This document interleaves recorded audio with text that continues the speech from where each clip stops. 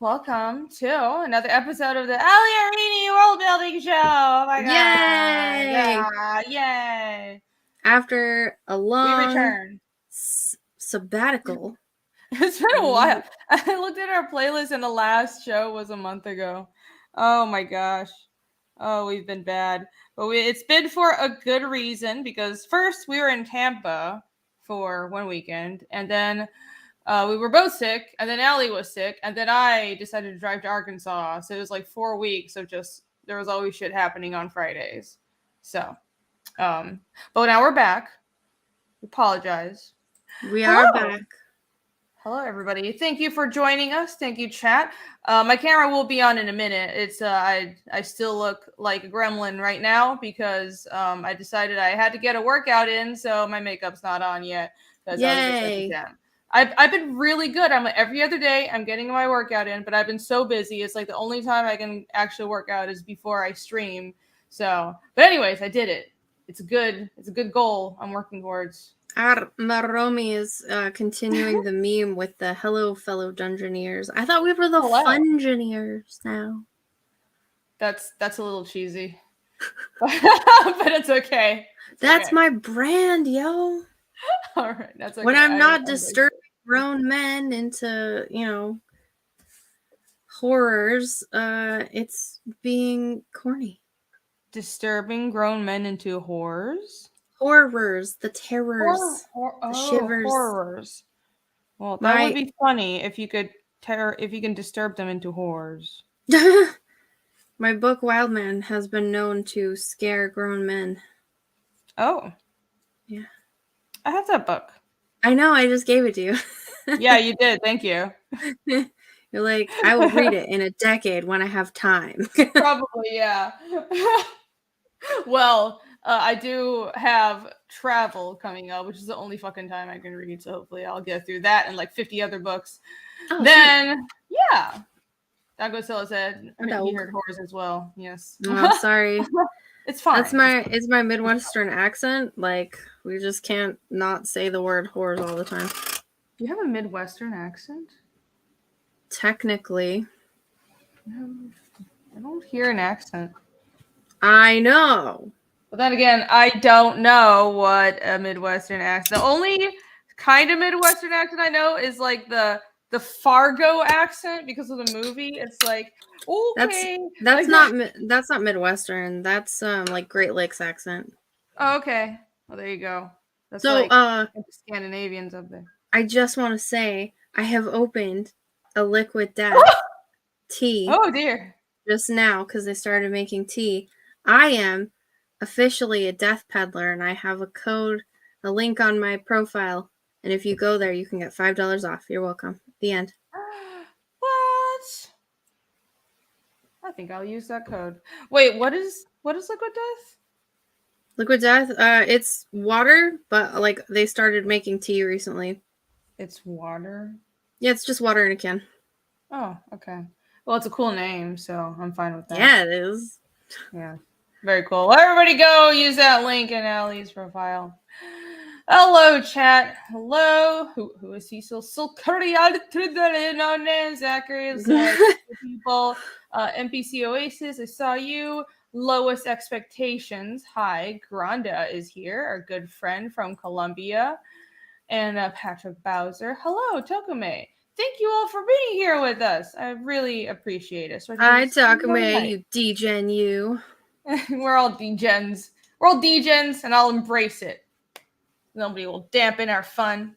Let's just jump into it. We have.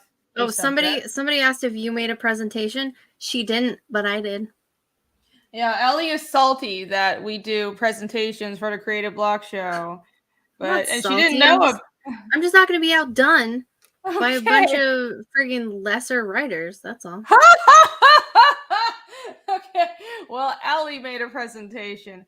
Yeah, I kind of like just the organic, let's talk to the chat kind of format, but it's fine. It's fine. Don't worry. It's not going to be like a, we have to stick to this. I'm going to read everything. It's just like a, I'm doing it so that I could pwn all of the others. Oh, okay. And your competitive streak. Maybe it'll help organize things. I don't know. Let's see. If it doesn't work, Yeah, I'll do another one again. I'm sure it could help. Well, yeah, let's test it out. Teachings It's gonna and be our Artar. first. It's gonna be our first PowerPoint presentation on the Ali Renie show. The topic today is using dreams, and I wrote visions as well in the title because when I think about this subject, it's dreams, hallucinations, illusions, visions, and all sorts of those things. Which when it's done well, I really like, but when it's done badly, I really hate because I think it could be kind of a deus ex machina. But especially with dreams, I actually plan on using that very often in Fiendish. It just hasn't come up in the first couple of books. But as we get further into the story and as things get more intense, I think dreams are a great avenue to explore character psychology. So, but yeah, I'd like to know what everyone thinks, and let's take a look at your presentation. Ooh, that's so pretty. Isn't it? Oh, Isn't it gorgeous? it's adorable. I love that. You're gonna love every single slide. I will. I'll be so happy. Yeah. And I'll be jealous. I'll be like, oh, we should have been doing this all along, Ali. You're so right. No, if it doesn't work and you're just like, this format is stupid for this show, I don't want it, then we won't do it again. But No, I won't have anybody, any lesser writers outdo me on anything. Okay. All right. It was very pretty. Thank you. Well, take us away. What have you got? I made it more, presentation-y. I was like, it has to have a title, dreams and visions as literary devices. Oh. And I wanted you to read the title card though. Oh, okay. I'm supposed to read it. I wrote it for you with your voice in mind because you want to do voiceovers. So here is your chance to audition. All right. Dreams and visions as literary devices. Prepare to embark on a whimsical journey through the ethereal landscapes that exist within the depths of our slumbering minds. I think I'd let you do like Cat in the Hat. Is that like a shit roll? What? No, like you could do an audiobook of Cat in the Hat, reading to children. Oh, okay. Well, I guess that's not too bad. Snaffy just sounds retarded. That's fair. Well, that's just my voice, Snafu. June Wong for Australian too. This topic reminds me of that movie by Jennifer Lopez. Which one? I think he means The Cell, maybe, which Renie wouldn't have seen, but it's good. I don't know if you could call. Well, it's sort of dreams. We can bring up The Cell. Yeah, absolutely. Hey, Keely Chow, what's up? Renie sounds like Matt Damon from Team America. What? Matt Damon? Is it when he was like little? No. Oh, so my voice just sounds like a man. I mean, I know I don't sound like a man, but thanks. You need some practice. That's all. Oh, okay. Well, you kind of made it sound like you were talking to a bunch of kindergartners, like, here we are on a fantabulous journey through. Well, that was on purpose. I was being stupid. Oh, you were doing it. You were being stupid on purpose. Okay. See, guys, she was being dumb on purpose. Shut up. I mean, I am dumb unintentionally a lot, but just now I was being dumb on purpose. It was kayfabe, you guys. It was kayfabe, everybody. So pronounce that right? Yeah. We're getting distracted. Okay. All right. Slide 1. Dreamscapes. Should I try this again and do a good job? Is that no, that's okay. Okay. So basically, dreams, visions, we need to define what we're talking about. I made like a fanciful definition, which is fleeting pieces of the subconscious mind But what do you think? What are dreams? What are visions? Hallucinations? What is it? What is it to you? I think dreams, I don't know if this is any scientific basis. It's one of the theories for what dreams are, but at least in my own personal experience and from what I've heard from friends and when people talk about their dreams, I think dreams are our minds psychologically sorting out what we experience in our waking lives. So just like when our bodies heal and there are chemicals that are released when we sleep that help us heal, that's the same thing is happening in our brain psychologically. So people who don't dream because of drugs or alcoholism and so on and so forth, they tend to not dream. And from what I've seen, and I think this is it seems pretty evident to me, there's a certain barrier to growth that occurs for people who chronically don't dream. So I think that's what dreams are in just like the most solid definition. I mean, they don't make any logical sense is all, but it's really just your brain sorting out through what's happened in the real world. Because from what I've experienced is and it's really interesting. It's almost like your subconscious or unconscious trying to speak, and like everybody kind of has themes to their dreams, I think. But I'll have like a real life experience and I won't dream about the exact same experience, but I would dream of a facsimile of it, almost a metaphor for it very often. So that's kind of how I would think of using it as a literary device, like a mirror to what is happening in the main story or in the real world of the story. And I've got that on here too. Cool.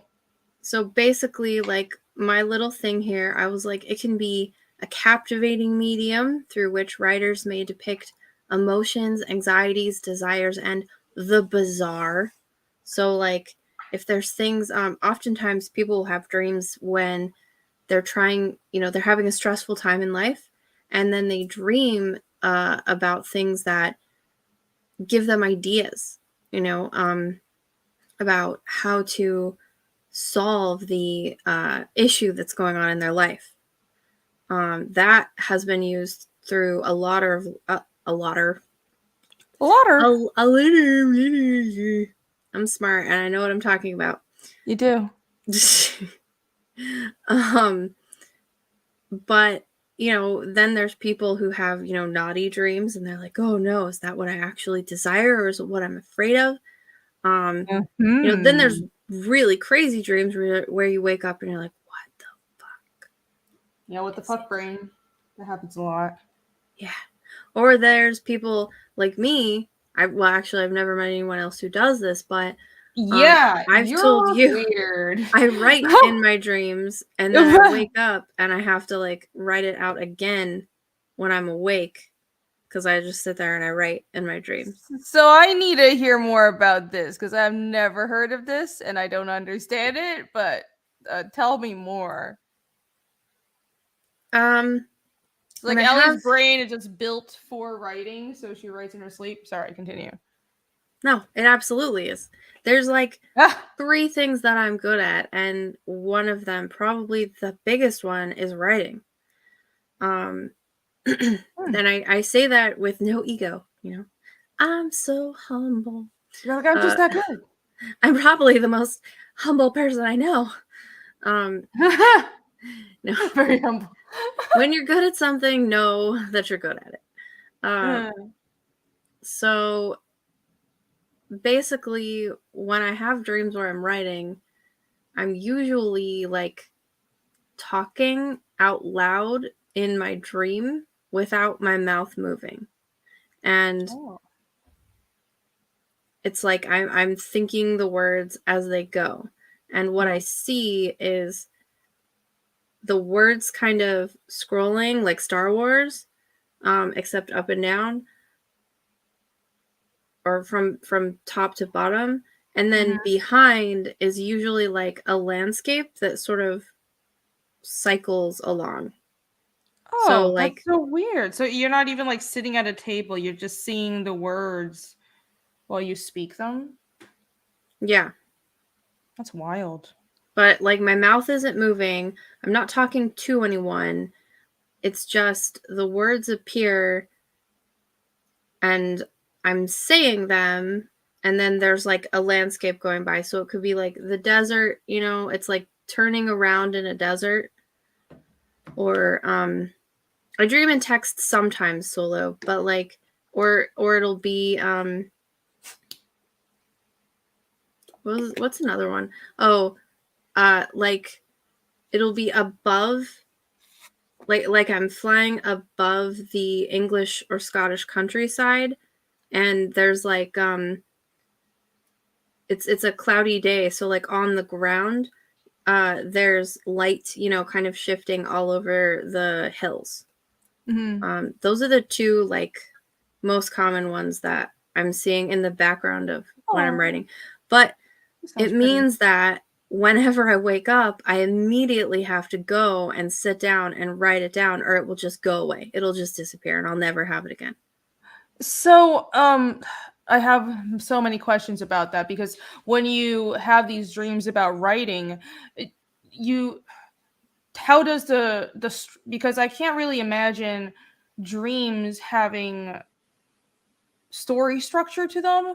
What do you dream it's about? totally do you dream random. about like character dialogue and scenes within the structure you already laid out? Is that how So it's pretty random. That's why that's why the way that I organize things is the way that it is, because I don't dream like, okay, I wrote chapter 1. Now I will dream of chapter 2. And I don't get everything from the dreams. It's just occasionally I'll have a scene that I write in my dream. Right. And it's usually when I'm so tired that I have to go and sleep. Like, I can't be awake anymore. So, and write. So I have to go and sleep. And I think that's just my brain, like, wanting to keep going and finish what I have done. Huh. Interesting. Yeah, that kind of makes sense. And then I put it all together kind of like as I go, but then also afterwards. So that's why my organization thing is so crazy. Why it's like a bunch of note cards on a board. Yeah. And I have everything organized by character. Because if I tried to do it the way you do with all your like crazy charts and everything, like I'd probably drive myself insane. Or I'd spend more time making all my charts and stuff. And then I'd like look at all my charts and be like, huh. Well, now that that's done, like, what do I do? I don't know. I think organizing by character is a smart way to do it. I mean, I don't know what I'm doing. It's almost, yeah, you should think of story from character first. I think that's like the smart way to go about it. So, well, what you're doing seems to work. People dig it. I suppose. I suppose, Renie. Yes, I suppose. Well, that's interesting. Do you My find stuff that sucks. Renie 2023. Please buy it. No, it doesn't suck, but I just have a lot of anxiety about my work. Okay, we're not going to talk about that. Okay. Do you find that the scenes that you dream of are better or worse than those that you don't dream of? Or are they They're certain not types better of or dreams? worse, but they can be less inhibited. So like more less constrained, like probably a more emotional or more bloody scene or something like that. It's just more relaxed and free flowing. Okay. Interesting. When you think about your story, this is very special. Do you think in words or do you see it in images? Both. Okay. When I write dialogue, it's purely words though. Huh. Interesting. Yeah, because I think that's the thing for a lot of visual artists, especially people who are artists. Like when I think about my stories, it looks like an anime in my head. It's like it's already animated. And but I guess with the dialogue, I don't think in words. It's like you're almost in a play and you're role playing the character, or you're in their point of view. But yeah, I can't imagine just seeing text and thinking in text. Well, I'm not just thinking in text. Like like I said, it's there's a landscape moving behind it. What do you think the landscape means? I'm going to dissect this dream thing so thoroughly, guys. I don't know. I think it's just my brain turning on images that I find to be relaxing and pleasant. Oh. Because it's never like... So, when I dream about writing, that's what happens. But when I have dreams that give me ideas for books, it usually comes from a dream I have where I'm in the dream and crazy stuff is happening. Like your standard dreams that everyone has. Yeah. Okay. So it's different. But like I said, it's cool and then it's annoying because like I have to get up when I'm done and it doesn't matter when. I have to write everything down right then or else it will disappear. And oftentimes I think that's when like the best stuff comes out. So yeah, interesting. Or like something that I was trying to tie together gets tied together automatically and I'm just like, oh, that's freaking genius, and then I have to put it down. Right. I wonder if there's something. It might be a less inhibition thing because sometimes that happens to me when, when you're trying to fall asleep and just a minute before you fall asleep, suddenly you just this block you've had in your story just comes to your mind and you can't sleep. You have to stay up and write it down immediately. Yeah. That sometimes that happens right when I lay down. I'll just have a random idea pop in my head, but the full-on writing is when I'm already asleep. I think it's funny. Maromi just said, I used to wake up as a kid when falling in a dream. Now I fall and stay asleep. I learned how to land. That's beautiful. You grew up, Maromi. I'm so proud of you. You learned how to land. Interesting. What? Yeah. How does that happen? That could symbolize, growth, learning how to take care of yourself as you grow. Yeah, it could. Down Go Solo says, how quickly does dialogue come into your stories? As in I don't understand the question. I guess at it. Yeah, I don't quite understand it either. Do you mean at what stage do we start writing dialogue? Yeah, that would be I suppose I would I'm curious about that as well. Do you start writing a scene and just write it scene by scene, or do you lay out the structure and then kind of zoom in bit by bit? You know what I mean? Or do you just start writing a full scene and then move on to the next scene and have a vague idea what comes next? How structured are you?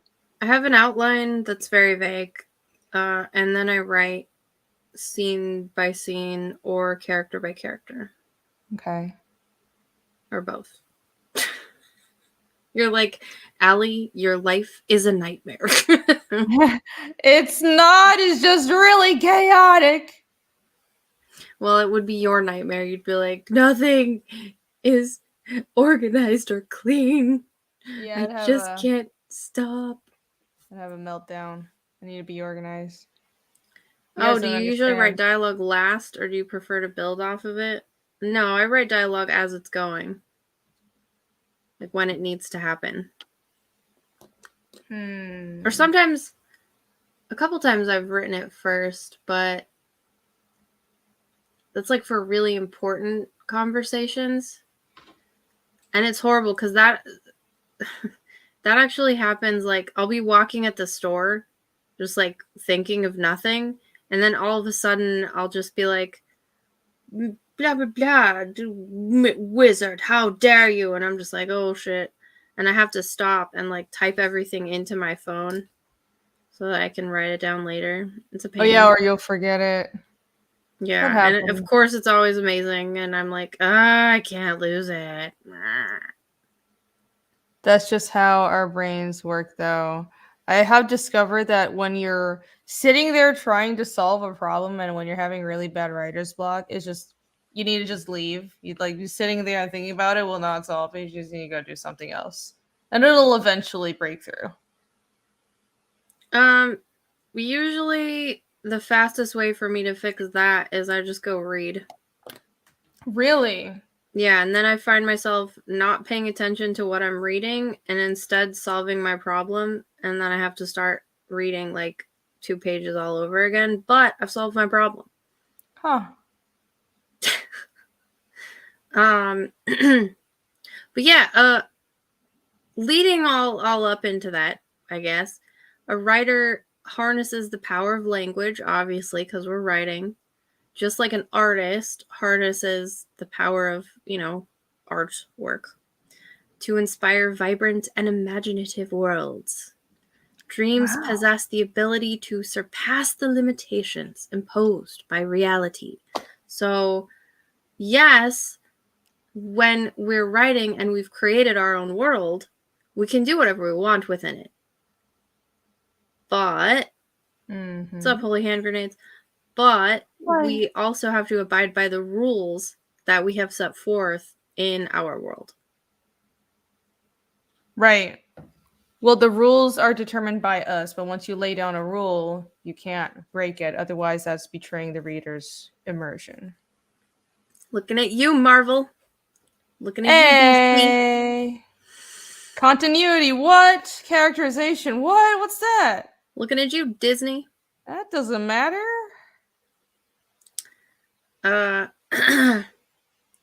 Then it also provides a unique avenue via we can explore unexplored realms of symbolism, allegory, and even prophetic elements. So those will come up in the future slides here. Next slide, Renie. Are you excited? Here's the next slide. Am excited. You're welcome. You actually like put effort into writing all the descriptions. I'm never doing a PowerPoint again because my PowerPoints are like, yeah, maybe this idea, question mark. Yeah, sure. That is like complete bullshit. Well, sorry. Not sorry. Oh. This is her revenge, guys. She's taking revenge on me. I don't know why. That's okay. I'm not taking revenge on you. Oh, okay. Mostly I'm taking revenge on Jake because he's the one who said he started the whole thing. Oh, yeah. Well, that's fair. I'm fine with revenge. And they can't do a better job than me. Especially Philip. Philip. Call him Philip. Okay. All right. Well, competition makes people improve. So let's go. So yeah, this is one of my least favorite subjects, symbolism and metaphor, because when you're in school, they push it and they push it, and sometimes it's just a blue shoe, you know? Mm-hmm. Sometimes it doesn't mean, I don't know, the deepest, darkest sexual desires of the character number 7 and what will happen in chapter 12. Like, sometimes it's just a shoe. I kind of agree. I remember reading stories in high school, and my lit teacher would always tell us, well, this is a symbol for something, and look at these symbols. And I'm like, I'm not really seeing it. I think when I am writing, it never works out well to push or force symbolism. It kind of, when the approach I've taken is, if something seems like an item a character has, for example, turns out to be meaningful, and I find that, well, I give characters items that have meaning from their lives or gifts from certain important characters and stuff like that, just because that's what you should do when you build a character. You should know all these little things about their backstories, and if there's an opportunity for an item like that to become symbolic, then that's great, or a location or something like that. But if you try to force it, it just comes across as really shallow. Yeah. Well, it ruins stories for me. Like, we had to do a whole freaking, like, almost a semester on the symbolism in the oh no, the name went out of my head. The Yellow Brick Road. Oh no. The Wizard of Oz. In the Wizard of Oz. I forgot the name too. We're just like, huh? And it was kind of interesting at first, but then it just built, and I was like, I don't care about muckrakers anymore. I don't care about, like, the freaking economy in 19 whatever, like, fucking it just drove me insane having to do that, and it robbed me of any desire to read the books, quite honestly. Like, I have avoided reading all of the Wizard of Oz books since then because I just don't want to be sitting there thinking, oh, I remember when Mrs. Whatever told me that this symbolized this crap. Like, I just don't want to do it. I forget who. Somebody in a second or in a moment ago said, Down Goes Solo. He said, has that made you avoid symbolism in your writing? Not necessarily, because I don't think it's avoidable. But I don't think that every single story or book needs it. Your narrative has to need it, in my opinion. But dreams, visions, they can have things, symbols, if you will, in them that you can use, or even just the dream itself, to enhance your narrative for your reader and for your characters. I have examples up there, but if you have examples too, I didn't ask you for any, but I figured you would know some if you did know some. I don't know. Do you? Richard Kellis is beautiful, so like so much better than Renie's. Yes, it is better than mine. I suck at everything. I don't care. Oh my god, stop. You're making me never want to make a presentation again, so that... What? No, that's so that I don't make you feel bad. No, that's not what I'm doing. No, please make more of these. I like it. This is good.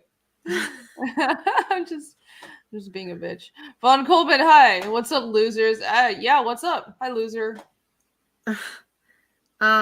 So something like A Midsummer Night's Dream, it's a play, you know, but the entire narrative revolves around the dreamlike nature of the events, and arguably, I've seen some people say, like, oh, the events were a dream, you know, whatever. But the fairy world and the chaos that are caused by a love potion are pretty obvious metaphors for the irrationality of human emotions and how desire is unpredictable.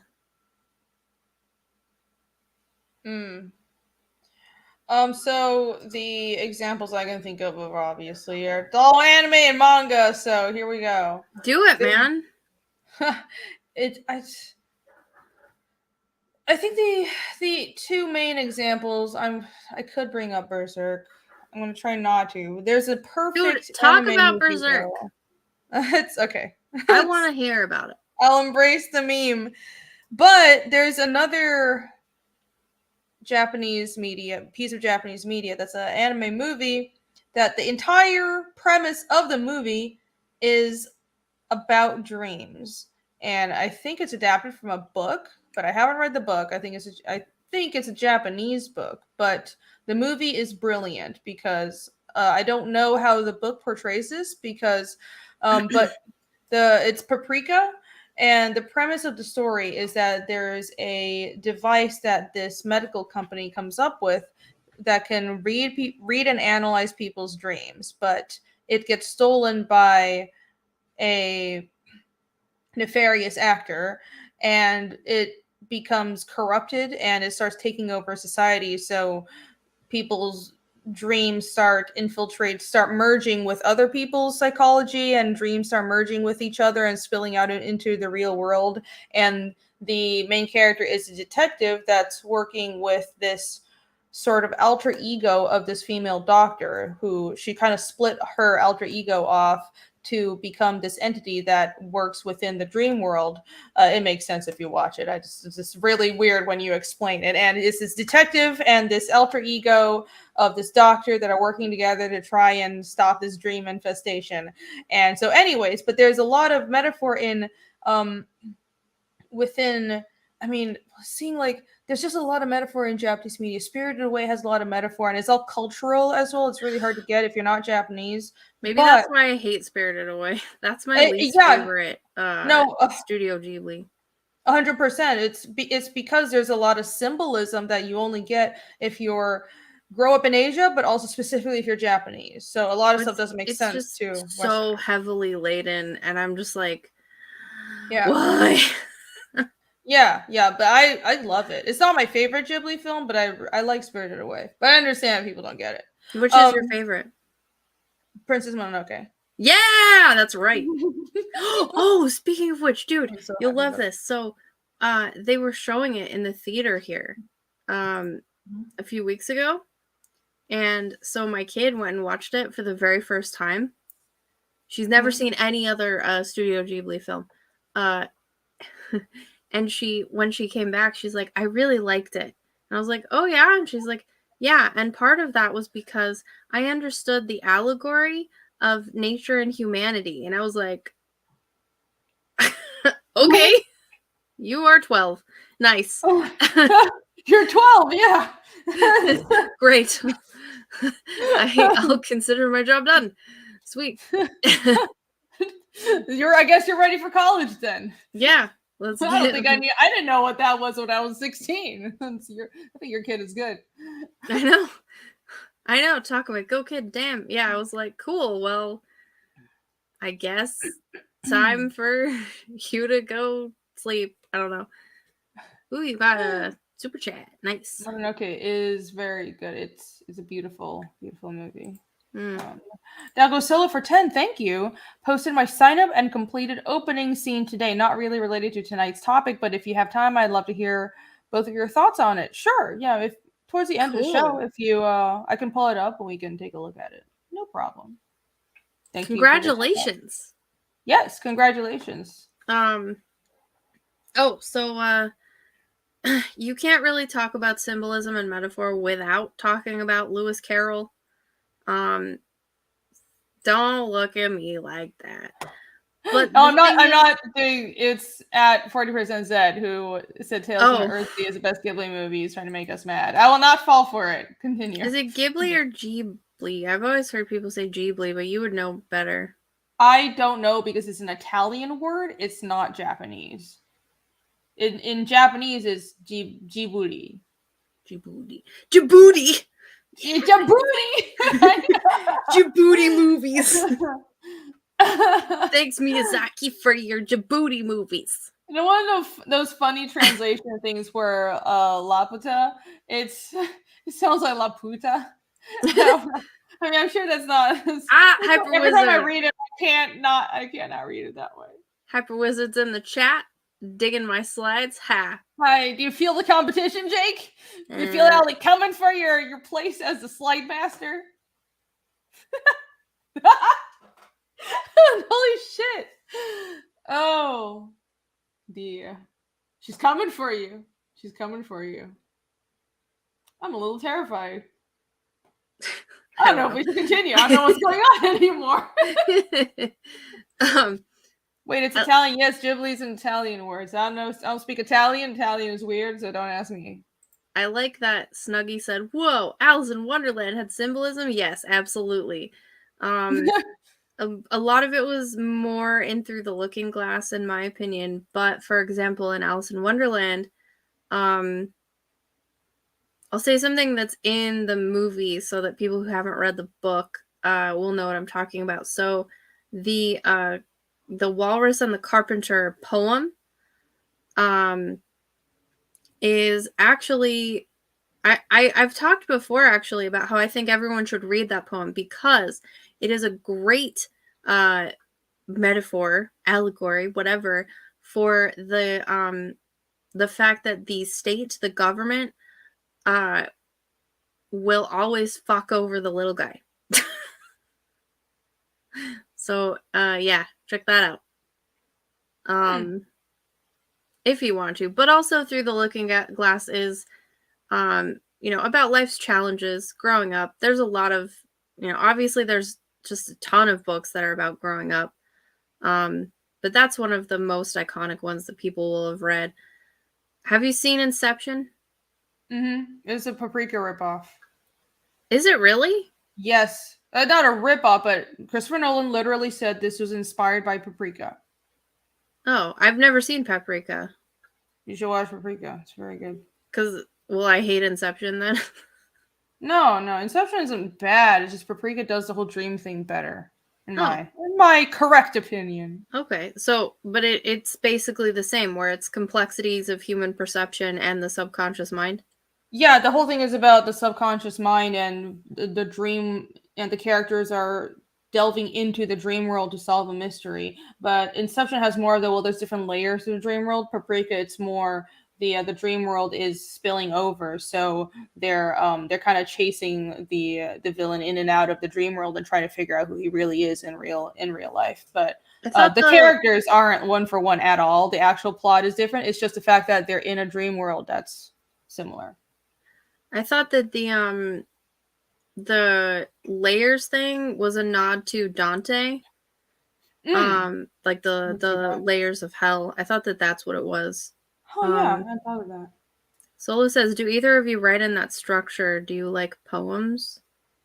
Do you mean like poetic structure? Because yeah, I write like that all the time. And actually, I submitted a flash fiction recently to the Live Free, Live Rich that I have a member of the Storytelling Society in, and he turned it down because he said it was too poetic. He's like, this isn't flash fiction, this is poetic prose. And he was just like really mad at me for trying. I was like, I'm sorry, I thought it was really good. What's wrong with being too poetic? Isn't being poetic good? It's just the way that it's written. And he was right, but I was just like, fuck, I feel like such an idiot for not thinking of that. 40% Zed said sort of like, sorry, it's now that you mentioned more Satoshi Kon movies. Black Swan. Yeah, Black Swan was inspired by Perfect Blue. That's right. Really? So yes, Perfect Blue is another Satoshi Kon movie, which is also really good. Satoshi Kon, I just love it. It's so sad because he died really early at like 44 or something. But his movies, he uses animation in a way that is impossible to exactly emulate in live action. That's what I love so much. He actually uses animation as a medium to its full potential. All of his movies, even when ones that aren't Paprika, that aren't about dreams, they're very illusionary. Perfect Blue was about this actress, this Japanese idol actress who starts going she basically starts going a little crazy, and she's going through this whole psychological thing because she's being pushed to go from like a young girl kind of image to being an adult actress image, like not that in that way, but in a more mature image. And she's also dealing with stalkers and all of the stress of being in the public eye. And he uses these illusions and hallucinations to portray her psychological state. And Millennium Actress is also like that. Yes, Perfect Blue. Animes to see. Yes, Perfect Blue, Paprika. Those are the two best movies by him, I think. So there are quite a few, just like how apparently, according to Bancroft, and I believe in a lot of American movies are ripoffs of French movies, a lot of American films are inspired, and animations are inspired by or straight up just mirrors of anime. And Americans just don't know that, but it happens all the time. I'm glad people know about these, though. Good. Well, yeah, everybody is a bunch of nerds, and so we do this. We think about these things. Anime superior. Kon only made 4 movies. He's caught him in his filmography. I think he made more. Let's say Paprika, Millennium Actress. He made Paranoia Agent was a TV series, which I actually can get into. Perfect Blue, and what else he made? No, he made Tokyo Godfathers, Memories. So Memories wasn't really a movie though, was it? Was that an OVA? Yeah, he didn't make that many. Satoshi Kon was also a mangaka. He drew manga, and people don't know that. So go read his manga. All right. Anyways. Wait, I have to stop. Down Go Solo says there haven't been great French movies since the 60s. I'm going to disagree because Amélie and City of Lost Children are excellent movies, and you should see them. Even though Ron Perlman is in City of Lost Children, just try and ignore that he's a piece of shit now. I have those written down though. I'm going to see them. What was City of Lost Children? City of Lost Children is about a man who actually cannot dream. So he kind of starts kidnapping children to try and steal their dreams. But he finds himself having constant nightmares because the children can only have nightmares around him. And his inability to dream has caused him to age very quickly. Interesting. And it's a crazy but awesome movie. There's like a floating brain, you know, but it's also very sweet. You know, there's like a little girl, and I don't know. I think everyone should see it. They're great. Mm-hmm. So there. Was maybe Perfume... 2.5 centuries is not impressive solo, but you should still see them. And yeah, ODF is correct. City of Lost Children visually is absolutely amazing. Like, all of it is all of it except for one thing is completely without CGI. They built like the whole set and everything. So yeah, absolutely everyone should see it. It's in my top 10 movies of all time. I have written that down too. City of Lost Children. And that's another Dreams thing. Perfect. Yeah. Was Perfume French or was it German? The book was German. Perfume. I think it was French. The movie was French, right? That was good. But wasn't it in English? Isn't Perfume in English? I don't remember. I think the guy who plays him is French. Huh. Did I listen to it? Did I read something? I don't fucking remember. Somebody tell me. Perfume is crazy. I like Perfume. It was weird. Just Kevin says Neil Gaiman's Mirror Mask. Well, I will address that, even though I have a personal grievance against Neil Gaiman.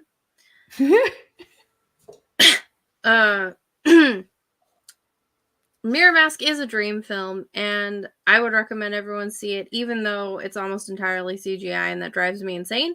It is still a good movie. But it is also fairly obvious what is happening. It's not like deep, you know, it's like a 1-to-1. What's happening in the dream world is also happening in the real world. Like, yes, okay. But it's still good, I guess. Like, it's funny. It's not Neil Gaiman's best thing. Like, fucking, yeah, exactly.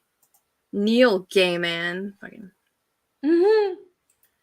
Tokome recommended 1984's Dreamscape. Have you seen that? No. All right.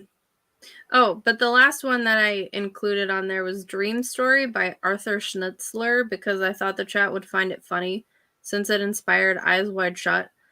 I don't know if you know what that is, but the chat will know what Eyes Wide Shut is. I don't think a lot of people have read it because a lot of people are just like, oh, the movie's about like weird sex cults that the elites have. But the story is more about, like I said, psychosexual desires and fears between like a married couple. And the difficulties that poses in their marriage. Dream Story by Arthur Schnitzler von. Dream Story. John Monkey. Why does Ali dislike Neil Gaiman? A, he's overrated. And also B,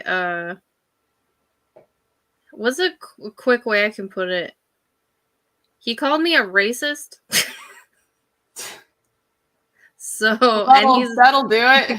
And he's a hypocrite. So, until he apologizes to me, fuck him. And I say that even though I have his signature on my arm. Dang. He signed my arm. And yeah, creators, don't call your fans names. It's not a good look. Yeah. Be professional. I was prepared to give so much money to the Sandman TV show, and he fucked it all up. Mm-hmm. I mean, I heard it wasn't good anyway, so whatever. Kevin says he's always been nice to me. Well, that's good. But also, don't ever read any of his comic book scripts, because you're going to be like, wow, he's not that great a writer after all. Snuggy says, you can wash that. Yes. I'll just wash my tattoo off. No, I still like the tattoo. That's why I got it. It's just like, he kind of fucked over one of his biggest fans, so fuck him. Yeah, that's not a good. Don't let politics get in your way. Get in the way of this kind of. It's so stupid. It is stupid. It's stupid. But that's what marrying a feminist will do to you, man. She made him a coin-operated boy, so fuck her too. Oh boy. All right, next we have activating the unconscious mind. So we as authors and anyone else who is a writer has the ability to explore the latent ideas, anxieties, and aspirations that characters may refrain from overtly articulating. Yeah, I like that because I have characters that never talk about their damn feelings, namely my main character, which has been very difficult. And that's the reason I decided that I need to use flashbacks and copious internal dialogue and also dreams throughout the story, especially as the story gets more intense, because the entire journey that my characters on are about my main character confronting the worst trauma of his life, but he also doesn't talk about his feelings. So how do I show what he's going through? Well, you use dreams and internal narration.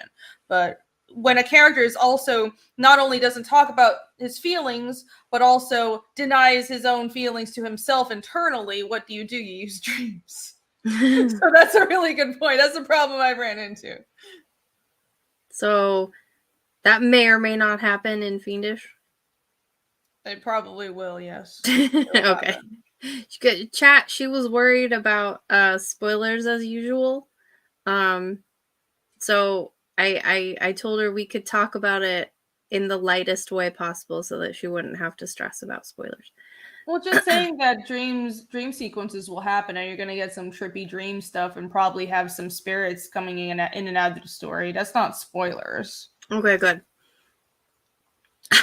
Solo says you have animosity towards your protagonist. It's very... No, I love my protagonist. He's just really...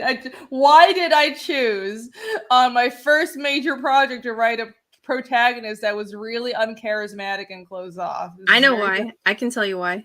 Okay, yeah, I know you know why, and I know why, but it's really still... No. I have a different theory. Okay. That I just thought of just now. All right, great. You want to tell me? Yeah. So, that's like half or more of all like Asian pop culture. Yeah, it's pretty common. Yeah, having a very ultra charismatic lead is kind of a Western thing. That's a Western thing. Mm-hmm. I mean, you can do an easy example that everyone will know: Final Fantasy. Mm-hmm. Nobody's like, wow, Cloud Squall, great personalities, so fun. You're just like, oh my god, they're so emo and annoying. Yeah, a lot of really emo main characters. Yeah, it is. And no offense, but your main character has a little bit of emo tendencies. A little I bit. know he does. Just a little bit. No, that's not offensive. I know he does. It's on purpose. I'm just so emo, guys. Just put a little bit of hair over your eye. Hyper Wizard says Cloudzamir. Cloudzamir. Oh gosh. Yeah, and so the inclusion of insights into the character's internal processes enhances the authenticity of the narrative, so establishing a stronger emotional connection between readers and the primary figures of the tale. So a big thing when you're writing, right, is you want your characters to connect in some way to the reader. Even if it's a character that, you know, is uncharismatic or even hateful, your character has to connect with them in some way. Yeah. So that's a good way to solve that, is by using dreams and visions and even like memories. I know, can I say that your character has memories that bother him? Yes. Is that vague enough? I feel like you've said that before, so. I've said that, yeah. Anything that's already... Chapter 2 is already shipping. People know that. Uncharismatic. Kevin wants us to define uncharismatic. Someone who's not, you know, fun and likable. Mm-hmm. Yeah. Someone who's closed off, not personable. I mean, everybody knows that person where you're like, it's not exactly the first person you call to go hang out and sing karaoke, you know? They're the last person you call. It can be in many different ways. It could be someone who's awkward, or it could just be someone who doesn't really, basically acts like they don't like anybody around them.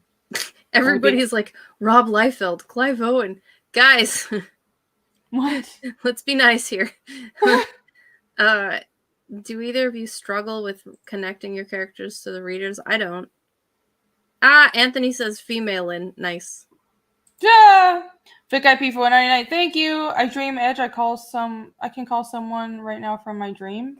I don't know what that means, but thank you for edging. Edging, yes. The Northman is a great version of savage, brutal vengeance bathing in blood Hamlet. Yes, absolutely, The Northman. Have you seen The Northman yet? No. Oh my god, you love The Northman. People keep telling me that. I know. I don't fucking watch anything. I know you don't, but in 7 years, when you're like, I have some time to watch something, you should watch the freaking Northman because you would love it. I will. Yeah, it is an absolutely great film, historically accurate. I called one of the reveals from the beginning, but it was still really good. And they do have these like crazy, was that a dream? Was that a vision? Sequences and it's beautiful. Oh, that's cool. Yeah. Oh my gosh. Okay. I wanted to pull up the dream sequence from Berserk, and also there's a really good one in Vinland Saga, but I need to censor stuff because it's Berserk. I'll try to pull it up though, because it's actually really good. But the Northman made me think about Vinland Saga. I will watch it, I swear. Dago Solo for 10. How long has Kaz been on the brain? What does that mean? Been on the brain? How long have you had the character of Casimir in your head?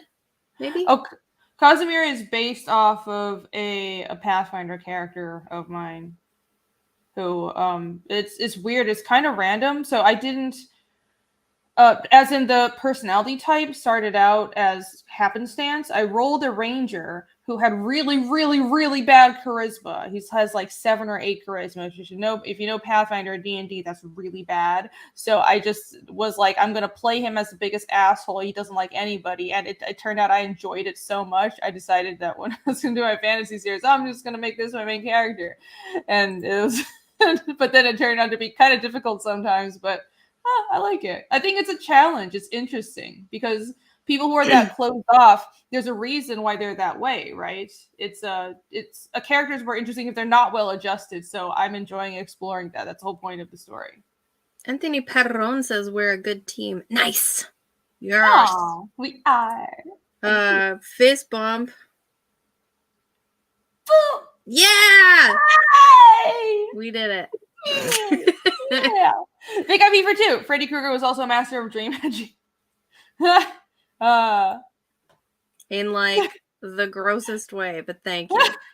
That is a new. Was it a new? I don't know if it was entirely new because I've never actually seen it, but it does seem to me like it's very. It was a very creative way to use dreams as, you know, something even more terrifying than like a normal nightmare.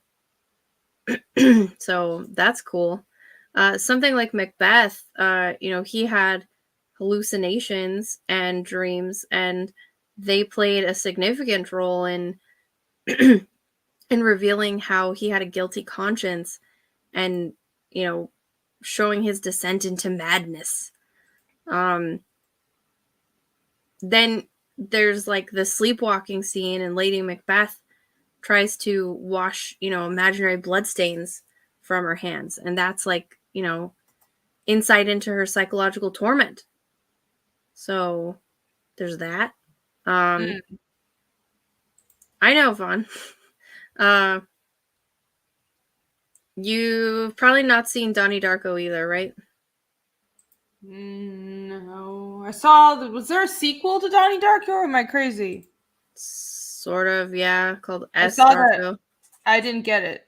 Made no sense. Yeah, because A, it sucked, but also you kind of have to see Donnie Darko to get S. Darko, but it doesn't matter. In Donnie Darko, his dreams help him figure out how he needs to solve his problems, but they're like creepy, and they're also filled with all these little hints that happen in the real world. Vaughn says, you would love Donnie Darko. It's one of his favorites, and it changed the way he looked at storytelling forever. Really? I mean, I've heard it brought up often, but I just, of course, have never. Donnie Darko is a little pretentious. I know it's really popular with youth, because they can connect with his character and, you know, not liking grown-ups. And it is very well done, but I don't think it's like all that in a bag of chips. Yeah, but it's not bad. No, I probably will never watch it because it doesn't sound like a great recommendation, but thanks. I mean, it's worth seeing, but if your choice is The Northman and Donnie Darko, I'd tell you to watch The Northman because I think that you would like it better. I probably would. The Northman seems like exactly my kind of thing. Vaughn's like, watch it. It's a masterpiece. Okay, I will. Stop yelling at me. Okay.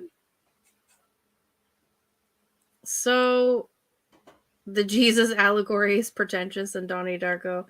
Yeah, there's a lot of stuff. Wait, so what is Donnie Darko even about? All I know is Jake Gyllenhaal is in it. Jake Gyllenhaal and the and his sister is in it too. Hi, Valentine. Maggie Gyllenhaal. Right, the one who played Donnie wasn't dead the whole time. Basically I don't know. There's too much to tell. Okay, never mind. I don't know. Maybe someday I'll tell you. There's just a lot. Hold on. I gotta shut my door really quick. Okay, no problem. Hi, Valentine. Thanks for opening my door. Okay, I think I have this censored. I was gonna pull this up earlier, but then I realized there's a boob because again, Berserk. So that's wonderful.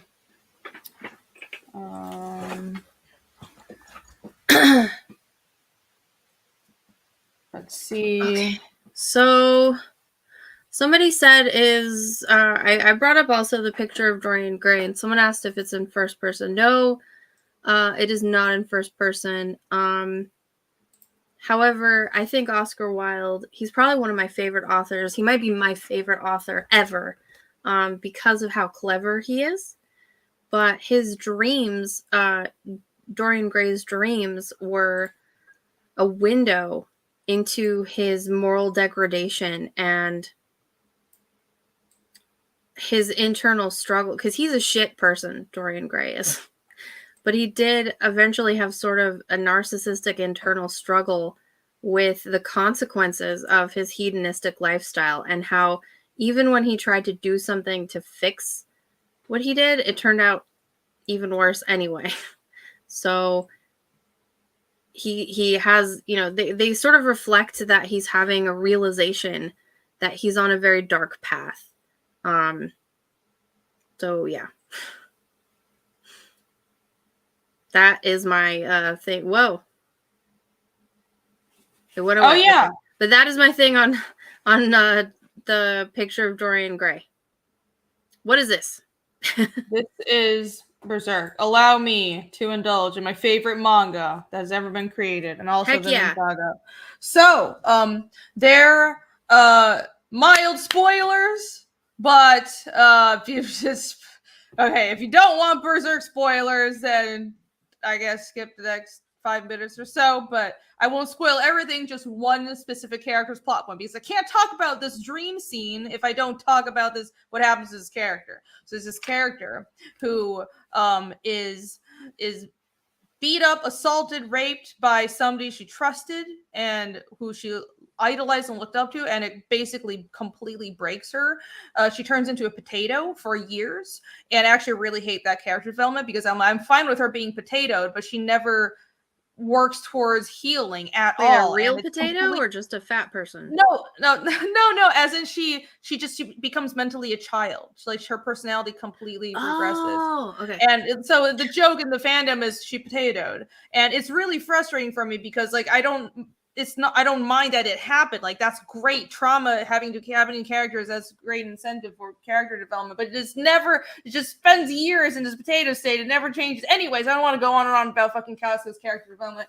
But there's this scene where a couple of her friends are trying to help her psychologically heal. So like try to stitch her back together. So what they do, they go to this like elf island, and there's like they use elfin magic to go into her psychology. They all go to sleep. They enter her dreams using this elven magic. Manages to have a couple of her friends go into her brain basically, and that's what these two characters in the foreground are. And this is the dreamscape that is in her mind. And essentially for this whole chapter, what these two other characters are doing is they're traveling through this barren wasteland with this huge eclipse sun, which is a symbol. Well, it's exactly like what happened in the event that where she was broken, but that's pretty obvious if you've read the story. But what's interesting is that's different. That's Vinland Saga.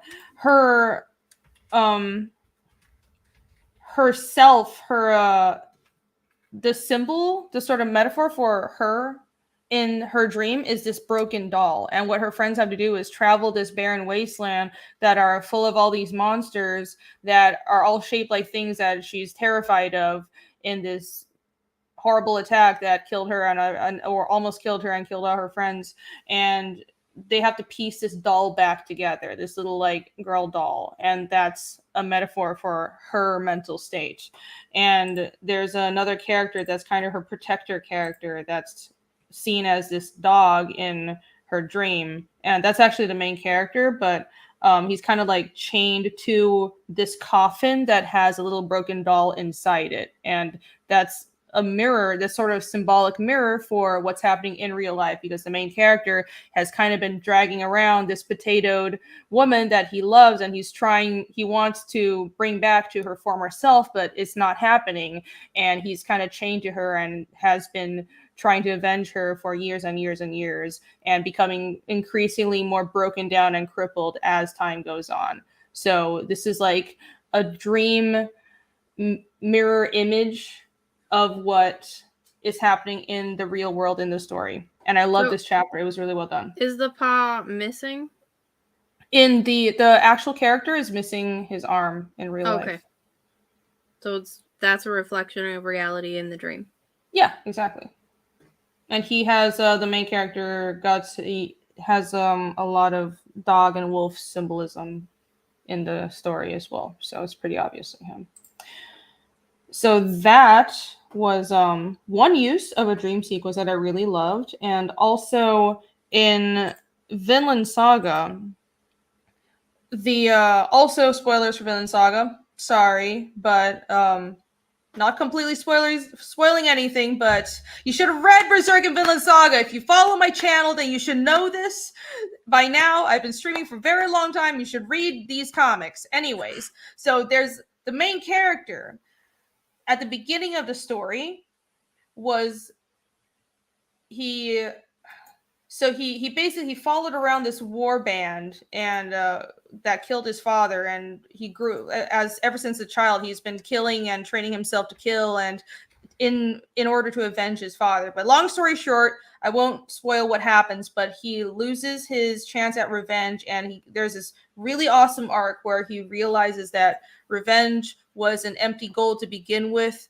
and war and violence isn't the correct path, or he morally disagrees with that. So he did a complete 180 from his previous life. But because he spent so many years, like 13 years ever since he was a little child, killing innocent people and following this war band and trying to get his revenge, that once he has that moral realization that he has been living the wrong way up until that point, he starts having these visions and dreams of these zombies. And I think it's pretty cool because the story is historical fiction based on the Viking Age, and these are historical characters. The main characters is Thorfinn Thorson, and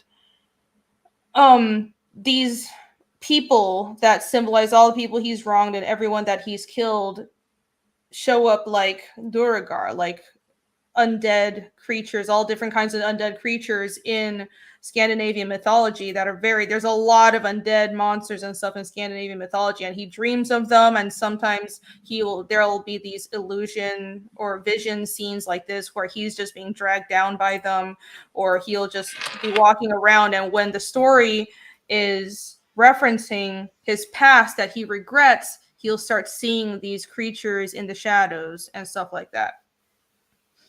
And yeah, I thought that was really well done. And that's another really good use of illusions and visions to visually signify a character's mental state.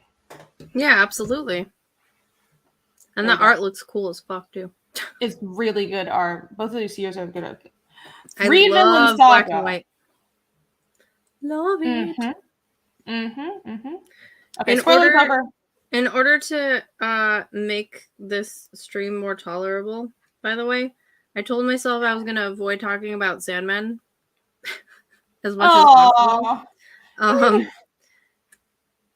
And I think that was a good decision because I'd rather hear you talk about this. Oh, really? Okay, well, yeah. now I have spoken about it. I have nerded out about it. I couldn't find an image of it. I could go get my book and try to find it. If you want to go back to your slides, I'll go find a book, because there's this really cool scene in Vinland Saga where when he has this moral realization, it's pretty cool. So he's enslaved for a while, but it's complicated, so I'm not going to get into that arc.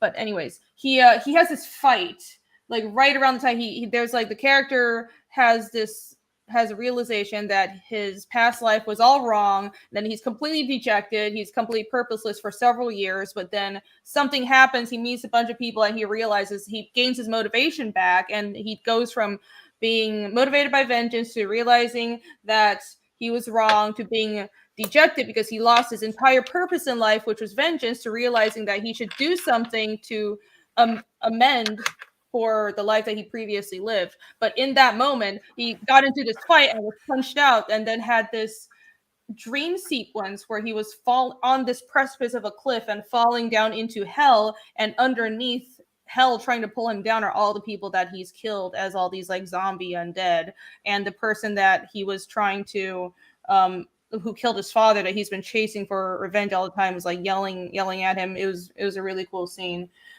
I'll try to find it. I'll go wait, before you find it, read your super chat. Oh yes, okay, hold on. All right. I'm sorry guys, if I start talking about Vinland Saga and Berserk, I'm just gonna nerd out forever. That's what you have me for. Thank you. Vic IP for 199. I'm gonna ask my dream people if they know you. You can do that. That would be a little strange if they know me, but I would be honored. Down goes Solo for 5. Thank you. Are you caught up with Vinland? Haven't kept up since we lost Bjorn in my fave. If so, how is it compared to the early books? I've read a little past that, but I haven't. I'm not caught up. I'm not caught up on currently Berserk or Vinland Saga, because especially with Berserk, I like having like a big chunk of story to read, which means I'm gonna wait like a year or probably until they actually finish the damn book, because it's close to being finished, but these chapters take so damn long to come out. I'm just gonna wait until they're finished and finally read it, because reading one chapter at a time of little tiny political meetings of Griffith in his little castle is kind of painful. I just want to know what the fuck happens to Guts and Casca. Thank you. Okay, I'm gonna go find my book. Continue. Okay. I like the scream as she walks away. Just a horrific screech. I'll just move on to the next slide while she's gone. How about that? So, next I have it as blurring realities. So, as an author, as a writer, we can construct storylines that engender a sense of uncertainty among readers. So, it would create an aura of enigma and fascination that prompts readers to critically examine the boundaries between reality and illusion. That's a good way, I think, to, depending on how it's done, to connect a reader, because they start getting involved in the storytelling. You know, the whole, oh my gosh, I wonder what's really happening. Or even afterward, did that happen? That whole thing. So yeah, basically imbuing a narrative with a profound feeling of awe, and sustaining the interest of readers as they try to unravel the underlying veracity, which is a word I don't get to use enough. So I was glad that I figured out how to work it in tonight. Yay! Woo! So, some person, I can't highlight your chats, but I will read them, so I apologize. But some person said blurring reality, so this chat is now in the land of Oz. All in chat must fight an angry mob of munchkins. Yeah, sure. Nico says talk about Sandman, please. I can't. I gotta go. No. One, it's a little obvious to talk about Sandman when it comes to this, because, you know, the main character is, you know, the embodiment of dreams, the god of all dreams and nightmares, and therefore the opposite of reality. So there's a lot of interesting play between the real world and the dream world, and people's dreams, and being stuck in a dream. But I don't know. Okay, I'll preface, not preface. I'll explain. I love Sandman. It's my favorite comic series. But right now it's almost too much for me to talk about. Kind of. So, yeah. Sir Adra says Lovecraft was a nightmare weaver. I need to read some Lovecraft, I guess. I don't know much about it. So maybe I will at some point. I'll read pretty much anything. But I don't know. I'll remind Sola, I see your super chat. I'll remind her to bring it up when she gets back. John, imbued or veracity? Thank you, Andy Gogo. That's nice. Captain Victor just said rainy chair stream. No. I'm back! Hello! I was trying to find the Berserk volume with the Dream thingamajig, but I can't. But I found the Vinland Saga one. Nice. What did I miss? So Solo asked me how I found my artist. I found my artist on a Facebook horror art page, by the way. He said it was off topic, but that's fine. I'll answer it anyway. Yeah, there you go. Down goes Solo for 10. Thank you. A protagonist haunted by regret. Sounds familiar. Indigo.com project. What is this coming soon? Oh, that's your, is that your sign up? There you go. Everybody go sign up for Rat. Down goes Solo's project. Yay. Nice plug. So, Vinland Saga. Let me show you this awesomeness. Behold! Okay. So, I hate when you embiggen us because it's like punching myself in the face with my face. Oh my gosh. Fine. I'll do, no, I don't want you to disappear. No, it's fine. It's just like so sudden. It's like, Ali in your face. And I'm like, okay. Whew. I'm sorry. I didn't mean Ali life-sized. Yeah. Now I feel weird. I feel like I'm e-fapping you now. Hey everybody, this is me watching Renie's stream about Vinland Saga. Let's see what she has to say. Yeah, it's actually a recording of me. I'm not real. Is Vinland Saga about wine, says some person. I'm guessing no. No, it's not. Vinland was the Vikings' name for basically Canada. Because they were in the Americas before the other Europeans. But anyways, art is awesome, by the way. So yeah, here it's gonna take too long to explain exactly what happened to this point, but basically, main character gets in the fight, gets punched the fuck out, and goes into a dream sequence where this whole thing where his father was an awesome warrior, but kept on telling him as a child that you have no enemies, that I don't want to fight anymore. He never got it as a boy, and as he grows up, he slowly starts to understand. And there's in this dream or illusion sequence, there's all these scenes where that's him, that's the main character, but he's older in reality, but he kind of flashes back to when he was younger as a teenager and he was going around killing people. So throughout this whole sequence, he kind of jumps back and forth in age as the context of the story continues. See, that's his father saying, well, now you understand, you have no enemies. And that was a scene that happened really early on in the series. And that was him when he was little.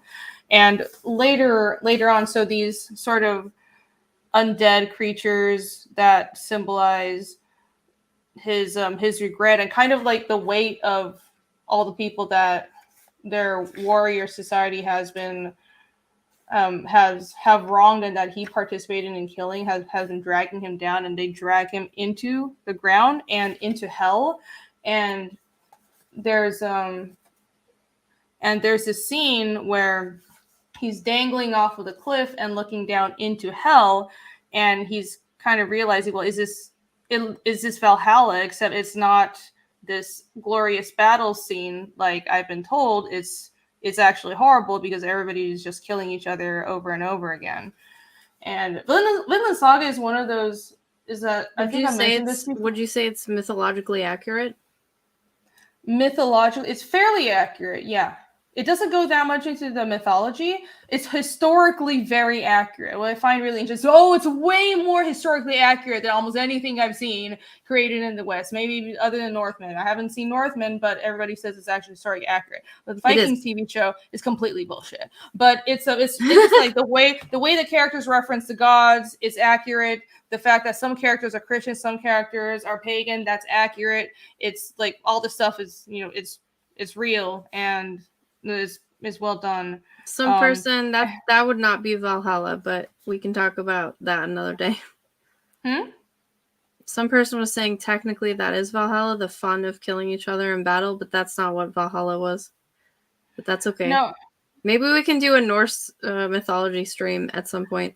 We should, yeah. Well, I would say this is sort of, especially this though, is sort of the story's interpretation of it, and it's Vinland Saga is one of those series where the sort of morality of, well, we should never fight, we should just end wars. It's kind of, it's not so much that I disagree with it, it's that I just find it really idealistic and unrealistic. The conclusion that the main character comes to is, well, in order to avoid fighting, I'll just run away, and I hate that, but I don't agree with that moral basis, that thesis of the story, but it's so well done and so well argued that I absolutely love the series. Like the character development is really believable. So this is a great example of a story that has a very strong moral core but isn't preachy, and you can absolutely do this if you just respect your audience. And again, the art is like kind of fucking awesome. Look at this. Every battle scene is like this.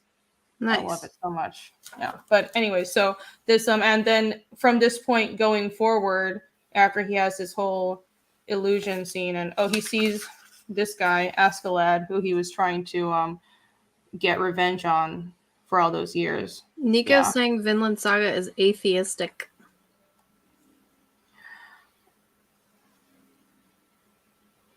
You can interpret it that way, I guess. Just because it doesn't show any of the gods, I wouldn't say it's atheistic. That's not sort of the argument that's being made. But yeah. Well, anyways, I like that sort of illusion and visual metaphor a lot in that scene. Yep, there you go. Read this book. I'm done. Read this book, says Renie. read this book, please. Yes, there we go. All right. How do I unbig me? Whee! Okay, there. Bobby Chrysophis, how dare you? My mentions were The Metamorphosis by Franz Kafka, where the main character wakes up one morning to find himself transformed into a giant insect. So it's very strange and surreal, and they lead the character and the readers to question the boundary between dream and nightmare. Or, I'm sorry, reality and dreams a la nightmares. Can you bring my thing back up? Oh, sorry. Thank you. Here's I brought your beautiful PowerPoint back. Sorry, I forgot. Yeah, you didn't get to see this slide yet. Oh, that is pretty. I like that. I like you to talk about it because it's gonna bother the other people on your show. What? Wait, is this a rivalry now? No, it doesn't even need to be. I'm obviously better. Oh my gosh, I don't want to be in between this. Please help me. No. Save but me. What else did I say? I also said Alice's Adventures in Wonderland, which are different than The Looking Glass. Because everything in that book is like a series of surreal and nonsensical events that do challenge her understanding of reality, because obviously it's a dream in Wonderland. But even readers are uncertain about while they're reading, unless I guess, about whether the events are truly happening or if they're products of Alice's imagination. And then Solaris by Stanislav Lem. Everyone should read that. Absolutely. It is fascinating. Everyone knows I love science fiction. It's my favorite. Basically, a space crew encounters a sentient ocean. So the book kind of scares the shit out of me, but the ocean can materialize their innermost thoughts and memories, which makes the line between reality, hallucination, and the subconscious get just increasingly blurry as the characters grapple with their experiences. There's another one that I was going to mention, but I can't remember the name. K.A. Applegate, the writer of Animorphs, she also wrote this weird sci-fi series about like a sentient ship. And it's hard to get into because the beginning is all of the characters like having these weird dreams. But that's another way to blur the lines between reality and dreams. Also, Takame, no, I haven't. So, any other thoughts on that? Are you asking? Oh, you're asking me. I'm the only other person here. Hi. Yeah. No, I agree. Yay! Certainly, that is certainly a use of that illusions and dreams can have in stories. I was trying to think of something other than these examples. I think I already brought up the ones that I can think off the top of my head, though. Paprika, the entire movie is this blurring of realities because it's unlike Inception. At a lot of points, it's the visuals are the dream world literally spilling over into the real world, so it's completely blurred. It's like you have like giant toys and like giant trees and talking refrigerators walking on the streets of Tokyo. Like it is completely blurred. You don't know what's real and what's not. So that's one example. Again, that's my recommendation for today. Besides from read Berserk, watch Paprika. Okay, well, I've got it written down. It's a good movie. My next amazing slide. Oh, let me get a super chat real quick. Okay, sure. Vic IP from 199. Thank you. Renie, look at Ali. She remind you of Chokeout? No. She's a lot better looking. Sorry, Chokeout. I'm sorry. Thank you for $2. Jian Wong for Australian 5. Speaking of blurring, comments on Alan Moore's For the Man Who Has Everything and the endless clones of that story? I've never read it, but Alan Moore is insane. He is. And his scripts make me want to vomit, and I feel bad for any artist who has to work on his scripts. I also feel a lot of admiration for any artist who has managed to create anything from his scripts. So freaking good job. Who's stressed? Anything. Oh no, I said I would. Yes, yeah. His scripts are just like rantings of a madman. Yeah, in all caps. God, no pressing enter. So good job. Anyone who's ever worked with him. Sorry, it's just I was trying to like run through all the things that I've seen, which is not that many films, anyways. But it's occurred to me what films have sort of dreams and realities merging. I was like, oh, The Matrix. But I don't know if that counts because it's an artificial world. But I think in a way it does though, because even though it's artificially created, it still what happens within the Matrix in those scenes, it does mirror the character's psychology. Like it's almost like their mastery over the artificial world mirrors their own psychological mastery as the story progresses. So there you go. Yeah, that's a good one. So next, it was Foreshadowing and Prophecy. dreams and hallucinations and visions in that way. So, ambiguous premonitions seen in dreams have the ability to instill a sense of expectation, subtly alluding to forthcoming occurrences and prompting individuals to analyze their meaning. That way, a reader is also invested in seeing, will this dream come to anything and what will it be? Obviously to me, the biggest thing is where that occurs is the Bible, all over the place.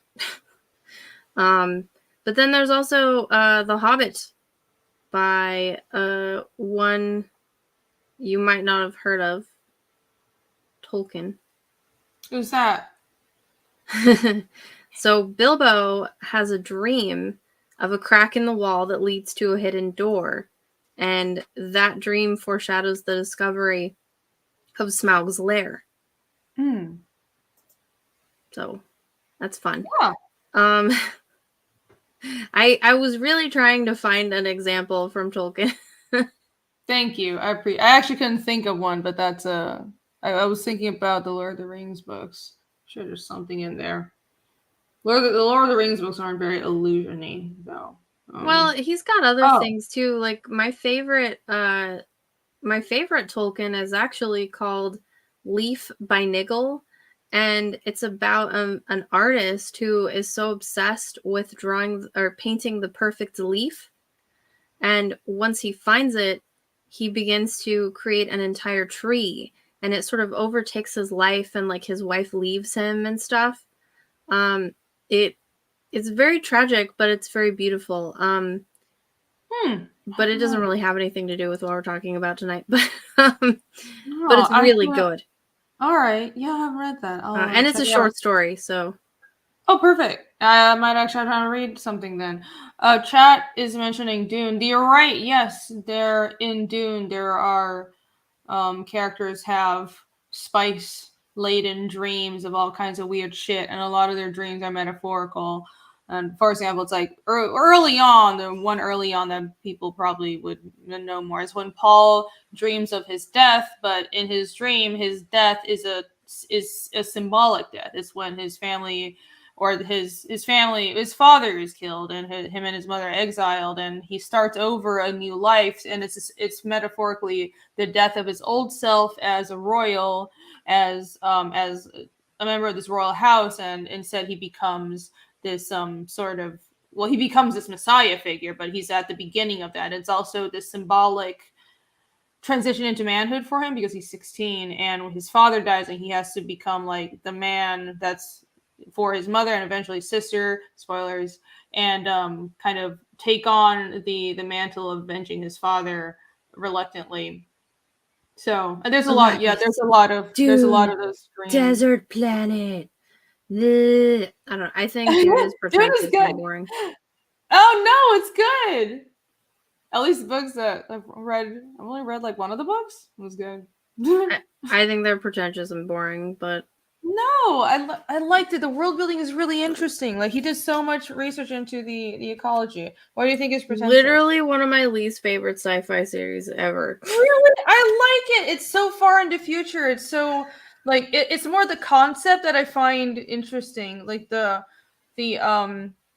lot of sci-fi stories, I find that the premise and the technology is almost not novel enough. And Dune, what I like about Dune is that it's not about some cool new technology. It's about a far, far, far futuristic society that has almost gone so technological that they've said, no, we don't give a shit about technology. What's powerful is the human mind. We don't do thinking machines. We train the human mind. And I think that's cool as shit.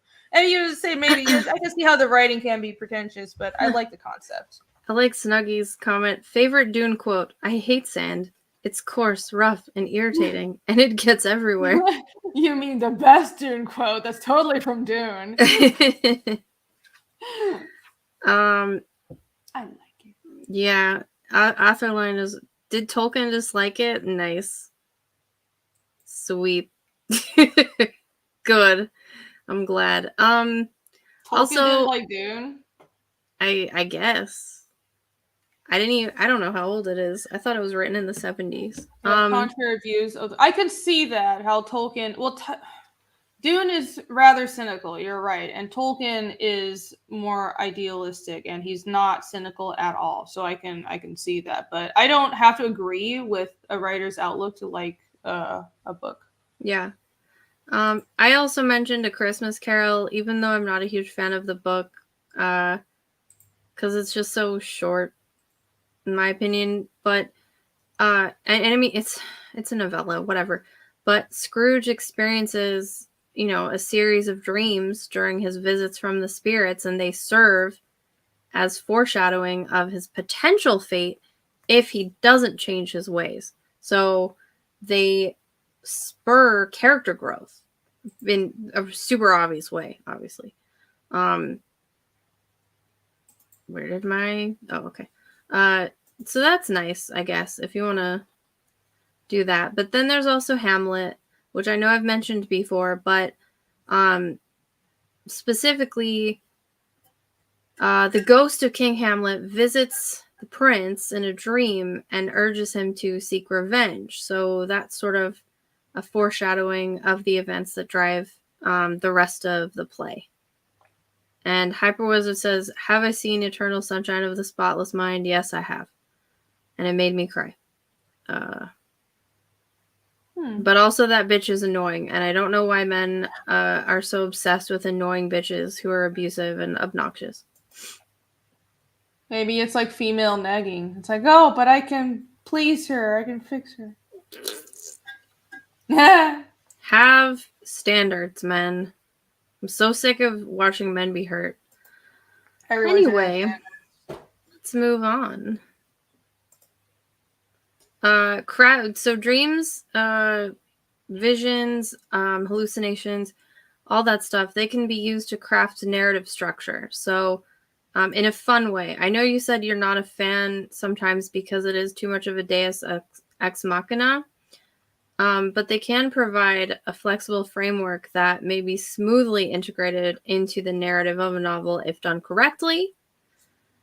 So they can function as interludes, flashbacks, I think in your case, or even, autonomous chapters, which I wouldn't recommend because that can be confusing and pointless, honestly.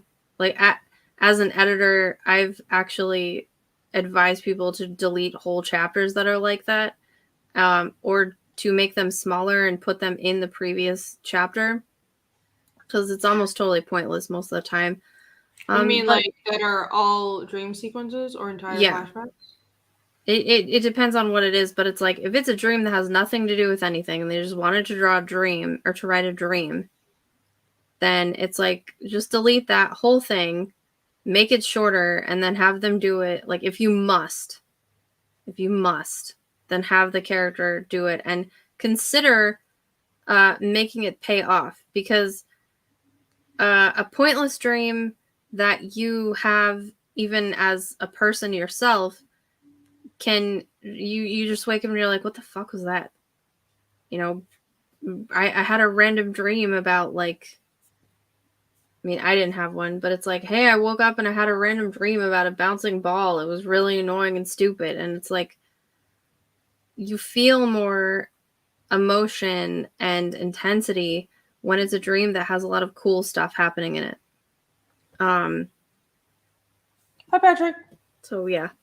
It's a riot. Well, also, I see. Oh, sorry. Go on. I was just gonna read more. Go ahead. I was essentially gonna agree with what you're saying. That it's when I don't see how a chapter that's entirely a dream could work, except in the case of what the example I gave in Berserk, where it wasn't just, well, it's a dream and it's a pure dream. It was actually the plot. The real world had entered the dream, and they were trying to fix the problem by using the dream world, and the plot was still moving forward. But I think what happens a lot in sequences that are illusions and dreams is, well, you're clarifying something that's happening in the main plot or the real world of your story, but the plot isn't actually moving forward. So if you spend too much time on it, it just becomes pointless. Right. Okay, so I said also they can offer valuable glimpses into the backgrounds and motives of the characters. Or no, wait, did I read that? No, I flashbacks. Okay. And they can explore various techniques in terms of tempo and viewpoint. So you can slow down a story that's moving too fast with a dream. Or you can speed it up by giving your character a dream that, say, motivates them to do something. And that enhances the richness of the narrative encounter. If that makes sense. I said Inception again, but I feel like now you're just going to be like, no, Paprika. No, it's not the same film. It was just heavily, heavily inspired. Inception is its own message. Yeah, you should watch Paprika. I did definitely write it down. So for Inception specifically, I don't know about Paprika, but it obviously revolves around the concept of entering and manipulating dreams. So they're the narrative device that delves into their subconscious minds quite obviously. You know, their conscious minds are delving into their subconscious minds, and that reveals their motivations in the forms of things that happened in their past and their wants and desires. And it does drive the plot forward. Is that sort of what happens in Paprika? Yeah, I would say so. In there's the main mystery of they're trying to find this like dream criminal. It sounds lame when I phrase it that way. I swear to you, in the movie, it's not lame at all. But at the same time, the main character is this detective, and there's a lot of metaphors in his dreams about films because it was his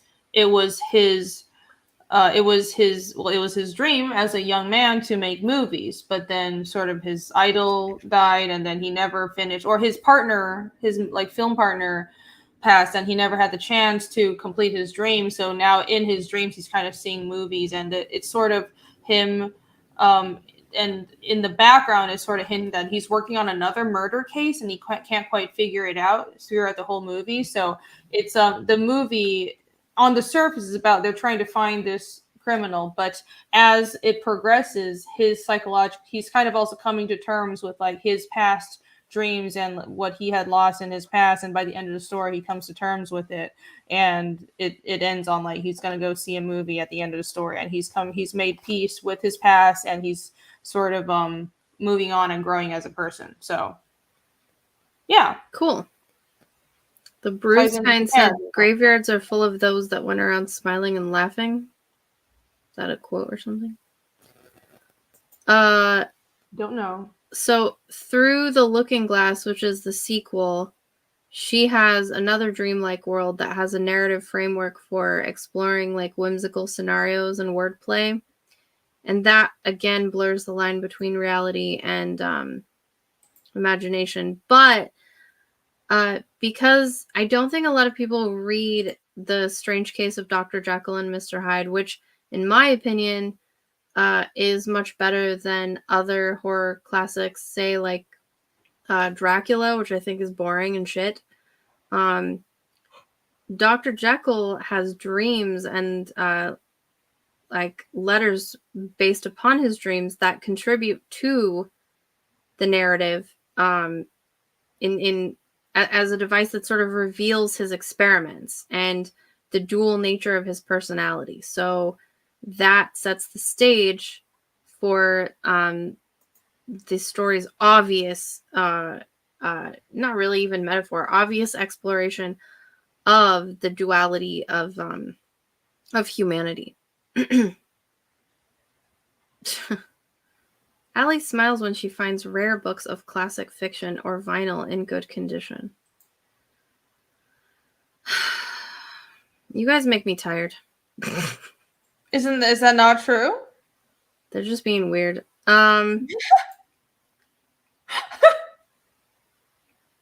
I'm confused.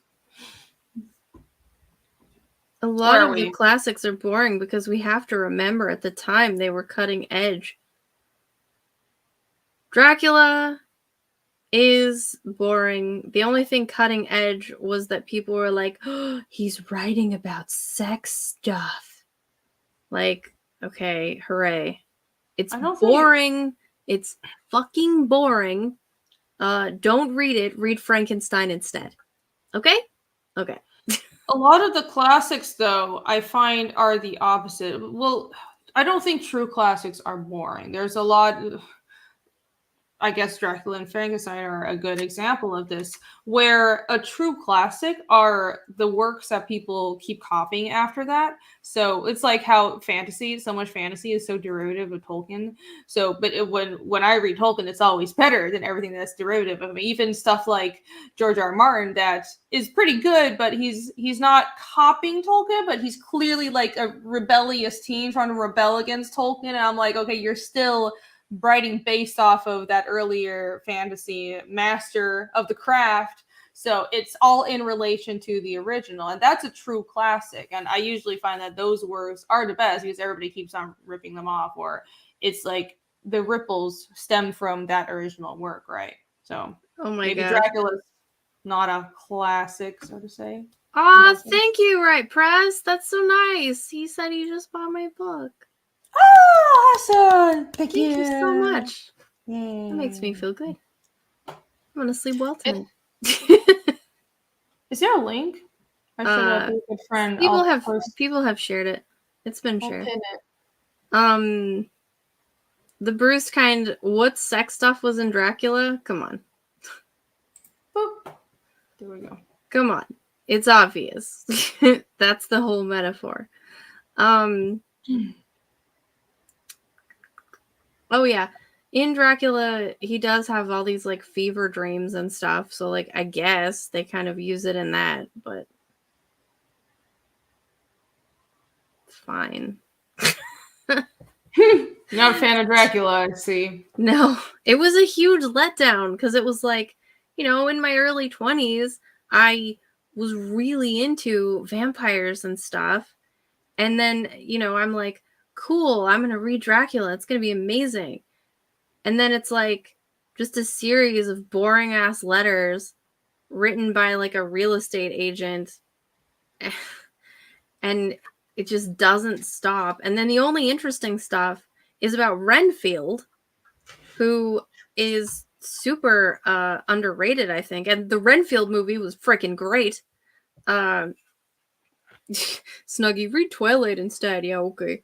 I'll read Twilight. I read the first book. It's trash. It really seems like it'd be down Allie's alley. Allie's alley. Allie's alley. Hi, never. Yay! Oh. I'm stupid.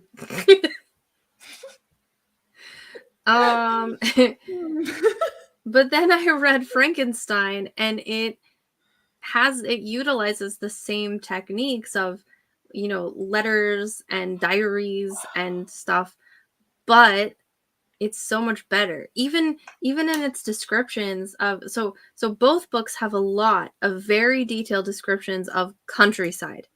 Okay? Which is very difficult to pull off and not bore people. I know a lot of people complain, oh, Tolkien has them walking too much and describing the countryside too much. And it's like, yeah, okay. If you're the kind of person who, doesn't want to imagine an entire world, I could see that being boring. But Frankenstein just does it so much better because how she integrated the countryside into the main character of Victor Frankenstein is what pulls you into it, and you feel as he feels while he's looking at everything and while he's falling asleep in a boat and stuff. Like, it's absolutely brilliant. Just read Frankenstein instead, like, for real. Scoot, you highlighted it. Is the book Interview with a Vampire any good? Absolutely. One of the best books ever. Anne Rice was I'll try not to go on about her too much because you'll probably thank me She was unique in that she could sit down and write a book from the first line to the last line, and that's how she preferred to write it. And she did very little editing or taking anything out. I had a lot of really good conversations with her about that sort of thing. You should absolutely read it. However, it is not my favorite of the Vampire Chronicles. My favorite actually is almost entirely in a total dream sequence.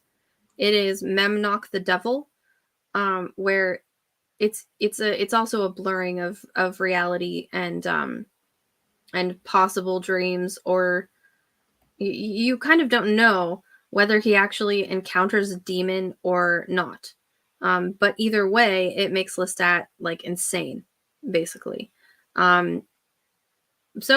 I mean, it depends, I guess, but also don't watch the show. It's bad. Oh, dude, Hyper Wizard got the very last Easy Back Oven. Thank you. You did! Yay! That's so nice of you. I'm so pumped for you to see it. It's gonna be awesome. Everyone, the link to Ali's book is pinned in the chat. So everybody go back an hour. I'll be very angry, Gert. I like how Body's like, let's not get carried away. Do androids dream of electric sheep? Is that Is that part of the Hitchhiker's Guide series? I don't think so. No, it was a short story that it inspired a lot of the android stuff, like Ghost in the Shell and Matrix. Am I wrong? I haven't read it. I'm a bad. Oh, Blade Runner. That's right. Okay.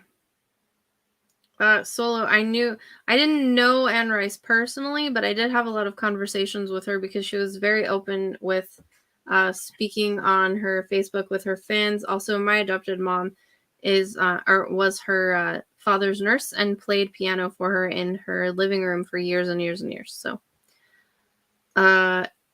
Bodied said Anne Rice doesn't hold up. It depends. You kind of have to know what Anne Rice was going through in her life to kind of get it, which is kind of crazy. She's clumsily dealing with her agnosticism, and it's ultimately pretty childish. The thing about Anne Rice was that she was raised Catholic, and the death of her daughter and her son being gay really messed with that part of her life. And she used her books to kind of figure that out, which was a mistake, I think. Blade Runner? I've never seen Blade Runner. Or read it. I think it's a book too, right? That was Android's Dream of Electric Sheep. Okay. That was a story that inspired Blade Runner. Okay, yeah, I've never read it. But the Hitchhiker's Guide book series is actually one of the most disappointing book series that I've ever read in my life, and I was actually sorry that I read it when I was done. Wow. Yeah, it was very frustrating. But anyway, let's move on. Right, back to the slides. My slides, which are amazing. Yay! Yeah. Dreams. Yes, there is a bun.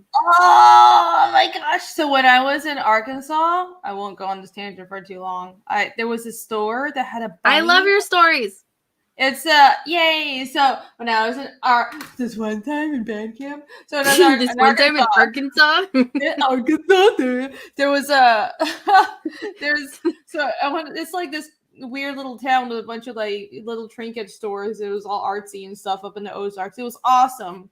But anyways, there was this little store that was just selling all these like trinkets and t-shirts, but they had a train bunny on the counter, and the branding was all bunnies, and we were like, what is this? Why is there bunnies and stuffed bunnies and bunny signs everywhere? And then we see this big fat old bunny on the counter, and he was called the working bunny. And what he would do was He was trained to, when you paid with card and cash and your receipt, he was trained to pick it up from the store clerk in his mouth and then give it back to you. So it would like, I have a video I have to upload. It was so cute. I was so happy. I didn't know bunnies could be trained, but the bunny would just like, so the clerk would ring me You up. didn't know bunnies could be trained? No. Oh, I had a bunny that I trained. I potty trained my bunny so that she could run around in my house. Oh, so cute. But the clerk would bring me up and he gave my card back to the bunny, and bunny's like, boop, boop, and then right into my hands. I was so happy. It made my whole weekend. Okay, that's my story. Oh, bunny. Adorable. Look how happy you are. Just think of the bun. I will. Oh, I love when Renie's happy. Yay. Oh yeah. So let's bring it down now that you've been happy. Okay. All right. So you can use, or yeah, as a writer, as an author, you can use dreams as cautionary tales and moral lessons through the creation of hypothetical situations that depict the moral quandaries and ethical issues that are faced by characters. You have the ability to provide readers a reflective tool through which they might ponder their own choices and principles. So yeah. Oh, yeah, you're right. The Giver does that. Yeah, I forgot about that. So what's your opinion on The Giver? Do you like it? I really do like The Giver quite a bit. When I read it with my daughter, she got it, which was awesome. I think it's a very important book. I did skip the masturbation scene. Good. Wow. Just like, oh snap, that page doesn't exist until you're 25. Yeah, I think they got rid of, because that was middle school reading for us, and they got rid of that scene too. And really? Yeah. We read it in Weird. middle school. I was like, but then I read it again later. I was like, oh, I don't remember this was in there. You're like, I don't remember this. Yeah, but it is a very important book. And I'm glad you like it. I really like The Giver. Really? Yeah. I thought you were asking me because you didn't like it. No, because I've heard other people don't like it, and I don't get why. Like, it was I mean, it's obvious it's not for like a middle grade book. It was one of my favorite books for a long time. Oh wow. Yeah, it's quite dystopian, which is obviously a popular genre. And the protagonist receives all of the memories of humanity through sort of, I mean, they're literal memories, but he sees them as visions. And it's part of his training to become the new receiver. So, and that is supposed to give him what he needs to be able to help his community through whatever problems that may arise. So all the people in the community no longer have memories because memories cause sadness. Well, not memories. They have logical, rational memories of their life, but they have they've been engineered. I don't think it's really explained, but they've been engineered or medicated to not have emotions and not feel love, and they don't even see color. So it's this society that it seems to be shut off from the rest of the world. It's not explained, but because the point of the story is that it's that this society had shut off emotions and feelings and all these chaotic human things in order to achieve a highly functional, well-oiled utopia. And while their world has no pain and it's very utopian, and nobody has to experience heartbreak and all these other things. And when it's like at a certain age, people are kind of they retire or something. Well, what they do is they're just euthanized after a certain age, after the state decides that they're not useful anymore. But it's seen at a celebration, like you get your reward, and everybody they have no concept of death, even though people are being killed. Yeah, they just are they've completely been removed from the human experience, but one of the lessons of the story is obviously that, well, without the bad, you also don't have the good. And within this community is a character called the Giver. That is the one person that they find. I think it's always young boys that have this have abilities to have a ability to receive the memories and to see color and all this stuff. And every generation or two, there's one that's born, and then the previous giver trains the younger giver and gives the memories of the society and all these emotions to the younger giver, and it's kind of passed on generation to generation. So, and that's like the one person who has emotions and can see color, and this is the one person that's supposed to help everyone through things. But the story is ultimately the main character, who's this teenage boy that's supposed to be the next giver. He rebels against, or he escapes this society structure that he was born into. So yeah, because it was really awesome. I love the metaphor. Yeah, he starts realizing what is being lost, but also how unethical that their practices are, beginning with that his father doesn't even know that he's killing babies. Like, yeah. He doesn't know. It's not something that he even has a capability of. So it's very sad, but it's very sweet, and ultimately has a great payoff. But it's a good way to teach children easily and quickly, morality and ethics in an interesting way. Yeah, I think it's one of those books where it's besides from the masturbation scene, it's very suitable for a middle grade reader, and it's very, how do you say it boils down the whole morality of, or the whole concept of, well, is order and sort of this commie style, let's get rid of all humanity in order to just be functional, versus actually having human emotion and embracing all the good with the bad and understanding that we're humans and all this other stuff. You know what I mean? It's that sort of conundrum. It's a lot like Equilibrium, but like for kids. Yeah, there you go. That is. Yeah, in the story, I forgot to mention there was an even younger giver, like a little baby giver, that the main character is eventually decides, well, he needs to do everything. He needs to change things, or he needs to escape for this younger boy.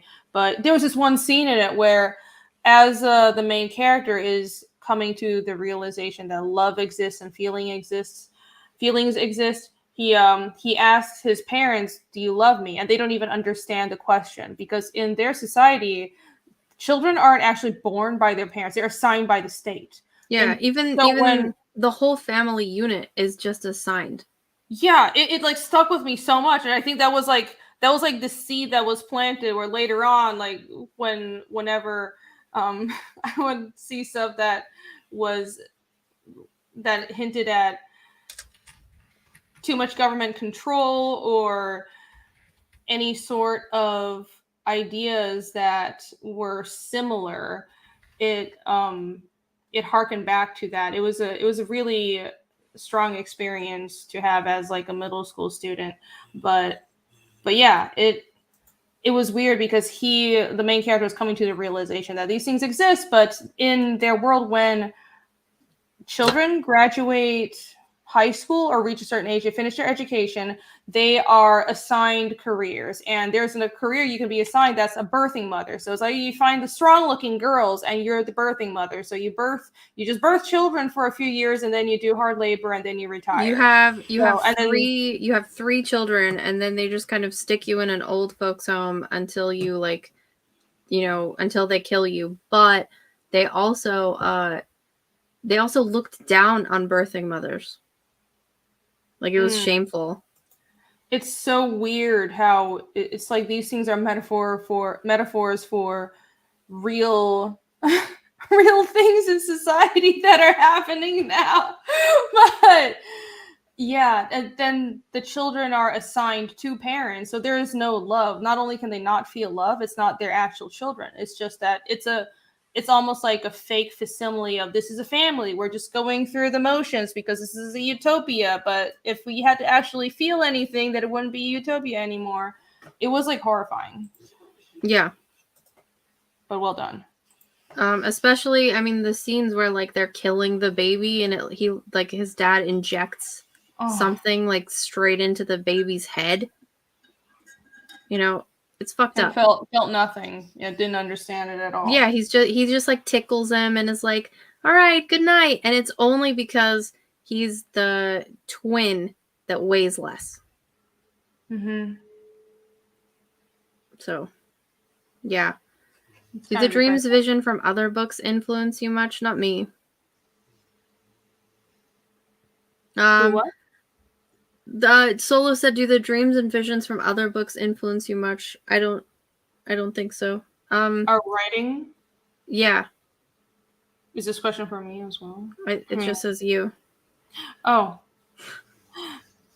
Let's see. For me, I don't think so. I'm inspired by dream sequences that I really like. I think we're all inspired by it. But no, I don't think anything I'm doing in Fiendish is like, well, I'm just taking from. I think that's something that writers should avoid.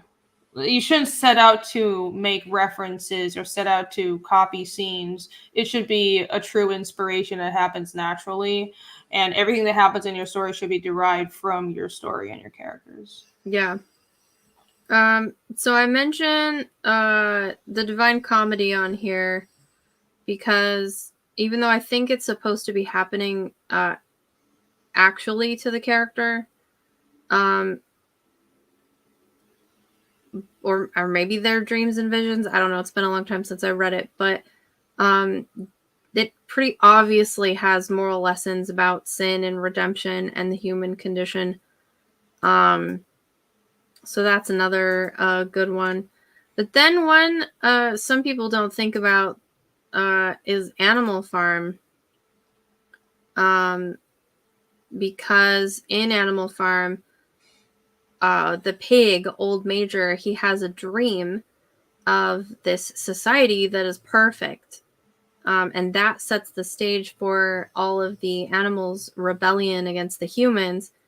And it, in the beginning, it teaches a moral lesson about the dangers of tyranny and the corruption of power, which isn't itself ironic, given what happens, later on in the novel, where the other pigs also become tyrannical and overpower all the other animals and make their lives a living hell. That's another book that absolutely children should read because they will get it. Like reading it to my daughter was awesome because every time, there was a beat, a story beat where something would happen, you could see a light click on and she'd just be like, why aren't they doing this? Like, why don't they see this? And it's like, what if I told you this book is not about animals? It's about people. Yeah, and I mean, I read it with her at the end of COVID, and she immediately got, the comparison. So it's very important, I think, to read this stuff with children as well. Then what else did I say? I think I have the Odyssey on there.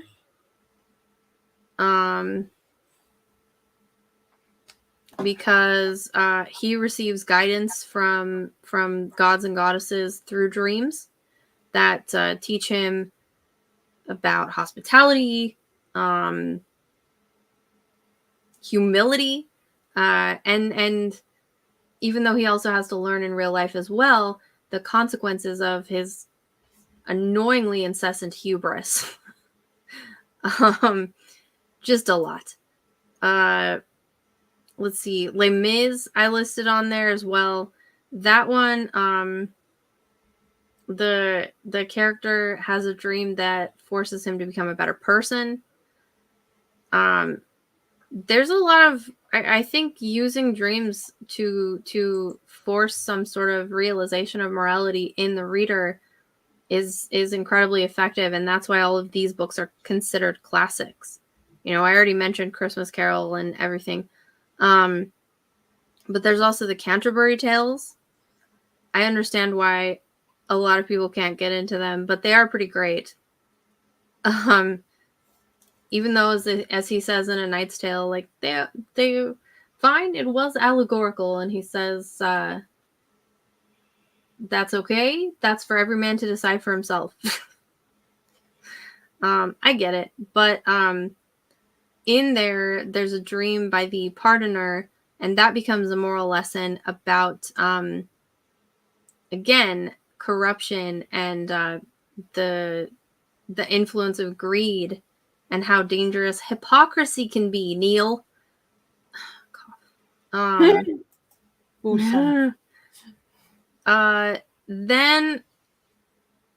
I've got C.S. Lewis on there. A lot of people don't know he wrote more than Narnia, and I think everyone should read C.S. Lewis's other works because they're fascinating. He was really a great philosopher on many things, love and friendship being among them. But in the Pilgrim's, do I have Pilgrim's Progress on there or Pilgrim's Regress? You do. Pilgrim's Regress. Okay. You're not bored, are you? I feel like I'm boring you. No, I just haven't read these books. Okay, sorry. I'm doing like an East meets West thing. You do the East stuff then. Because you've read more like manga and stuff than I have. Wait, what you want to do an episode on East meets West? Oh yeah, that'd be cool. Sure. Okay. Okay, so in the Pilgrim's Regress, just really quick, the protagonist in that has a journey where dreams and visions just obviously give him moral lessons about faith and truth and the search for meaning. But then also in the Great Divorce, there's another dream journey that serves as a way to teach moral lessons about sin and the choices of individuals make and the path to salvation. They're all very good and very effective. And then I included Watership Down because the several of the bunnies have dreams that do foreshadowing, like in the previous slide, but also they have dreams that give them lessons based on their, like, a god bunny. I don't know if you've read Watership Down, but I did, but I read it too young. I didn't get it. Oh, well, there's a god bunny. Bunnies fighting. What's happening? It's so bloody. Why are the buns fighting each other and covered in blood? Yeah, that's fair. But that's another one where reading with my daughter was effective because she got it. She could see the parallels, and it was another, what if I told you this book's not about buns? Yeah. I think that was pretty much it that I had to do about that. Sola has a super chat for you. Oh, thank you. I'll get to that. I'm not from China. I'm from Taiwan. The meme is China. The reality is Taiwan. It's from real China. That goes all for 10. Thank you very much. Are there good, great manga that focus on dreams and visions? That focus on dreams and visions? I find that a lot of manga, maybe it's just the ones I like, have a lot of blurring of dreams and reality. They use sort of illusions merging into reality as a storytelling device. Vagabond does this as well. Obviously, I already shown you Villain Saga Berserk. I don't need to mention that again. But it happens a lot when characters are talking about philosophy, or where there's a heavy character, or there's a large character change, character development, a moment of character development. Even if it's not a dream sequence, I find that manga uses illusions a lot. That's kind of what I'm planning on doing. I don't really see that in at least American comics, and that always, I mean, illusions, ALLUISON, USION, ILLU Oh, illusions. Okay. Illusions, yeah, not Sorry. illusions, but illusions. I mean, illusions sometimes as well, but more illusions. Like they're talking about something, and the characters aren't dreaming; they're in the waking world, but the visuals start playing as something else, as this is a metaphor, or this is like almost a dream sequence, even though we know that's not actually happening. It's like they'll like manga does this all the time, and I really like it. It keeps the visuals interesting, and it helps you understand what's going on. Well, in American comics, often a lot of the times it's just the characters talk and they just change up the shot choices to try to make it dynamic, but they're stuck in reality. And I think that if you're going to be drawing a comic, you should push the medium further and use these devices like, this is like an illusion and things are kind of like the panels are breaking and we're talking about this philosophical scene. So yeah, I can't. What other ones off the top of my head? I can't really think of any. Yeah, Vagabond does that. That's the main one I can think of. Oh my really gosh. artsy ones. I almost forgot. Have you heard of Ender's Game? Yeah, Bladed Immortal also. Yes, I've read that book. A book I've read. Something I've You've read some of the books. Stop it. Some, yeah. So Ender's Game also has a use of dreams and visions. In the there's a video game that he plays, but then he starts like dreaming it because the aliens have been like projecting it to him in order to have him help them like save them, because it's all a huge misunderstanding. Yeah. Scootron, will this slideshow be available somewhere? I can send you the link to the slideshow. Absolutely. It has its own special link. I can put it in the chat actually. So Ender's Game is actually my favorite sci-fi novel, so you should absolutely read Ender's Game, because the way that they use the dreams and visions in that is to help guide Ender's desire to be a better person and not succumb to the evils that the adults are constantly pushing him to do.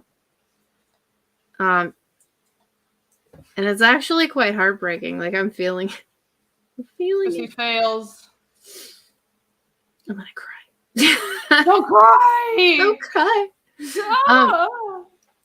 Don't be a girl, Allie. So yeah, this is my conclusion thing, because I had to do it. I made a conclusion slide as well. Use of dreams in literature extends beyond the confines of slumber and digs into the core of narrative construction.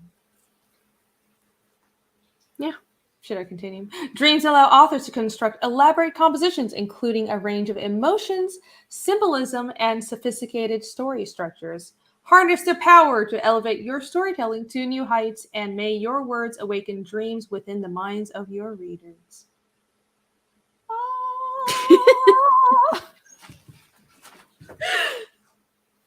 I can't do anything seriously. Well done. I love that. Thank you. Why did I make slides? So that I could show everyone I was better. Because she's competitive. And she's spiteful towards Hyper Wizard.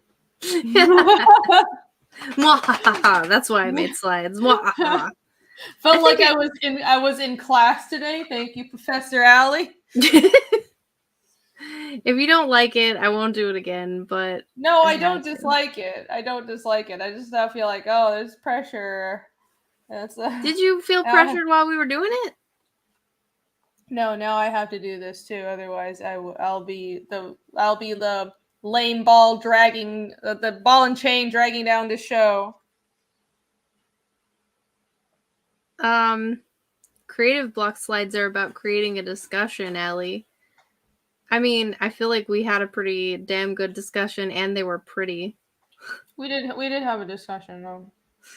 Making others up their game. Damn right. Well, I can't promise my slides will be this pretty. If you want, I can just make them every time. It's fine. You have a lot to do. Guilty. No. You do a lot of stuff. Also, but I want to say, friggin', where did it go? Thank you to the 3 people who backed Egg Beater tonight. That is pretty great. Woo! Thank you. Wow. Thank you so much. That's very kind. Thank you if you want. I am. That makes me feel really nice. Yeah, people liked it. Every time. I'm gonna put the link to the slideshow in the chat because that's how I make my slideshows. You guys can you can make fun of me for being a quote unquote professional or whatever if you guys want, but What? The people in the chat were like, Ali's a professional. But yeah, there's the link down there. You can go check it out for whatever help that it may give you in your journey as authors and writers. Yes, Canva author line, absolutely. Ali will love making them every time. Don't deny it, Renie. I'll just be here to commentate and be useless. You're not useless. Stop it. Golly. This is very wonderful.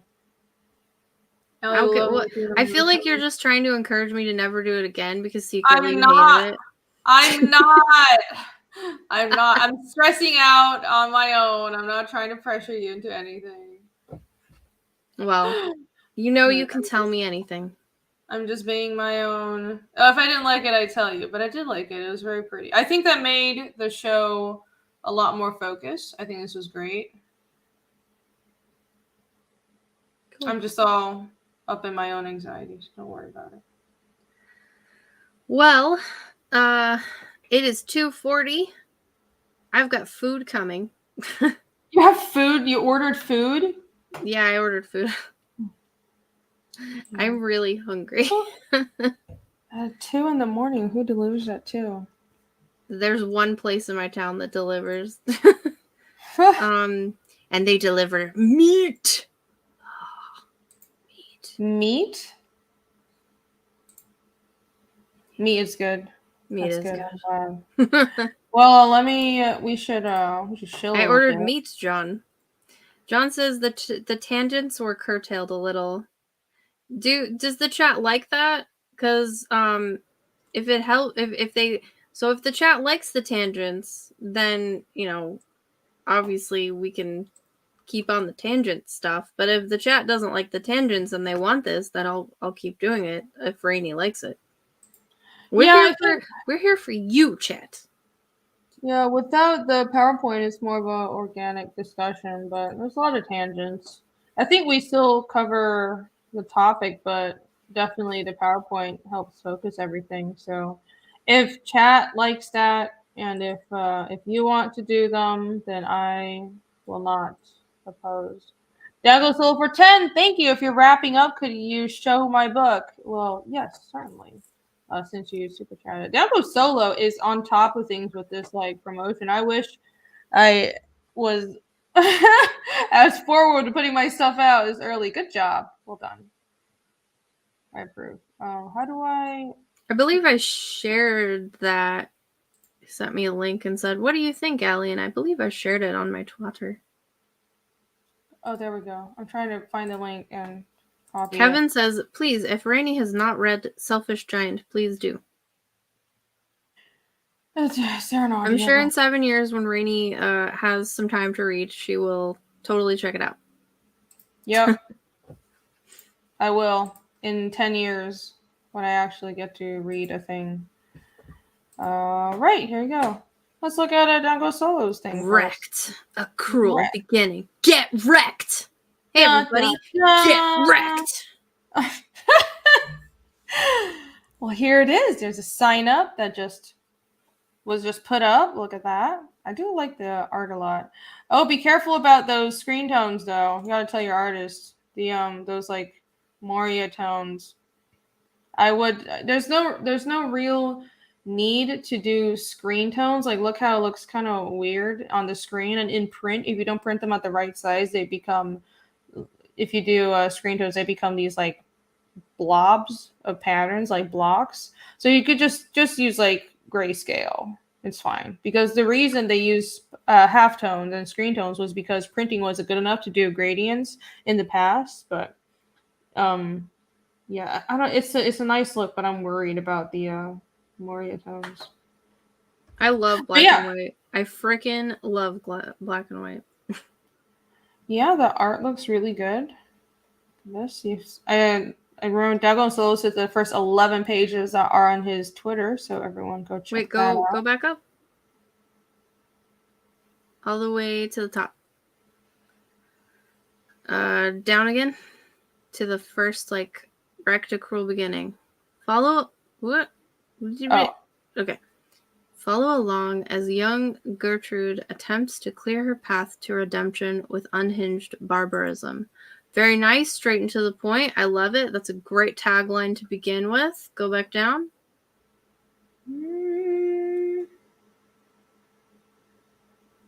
It's a very Renie kind of art, Renie inspired art-ish, it looks like. Written by me. This will likely be your new favorite comic. Written by me. I am so sorry. But masterfully illustrated by C. Thomas Anderson. I get that you're trying to be like ironic, but honestly, I would cut out the I am so sorry. You want people to have faith in your abilities. I would cut that out. Yeah, you don't have to be humble when you're trying to market yourself. Keep going.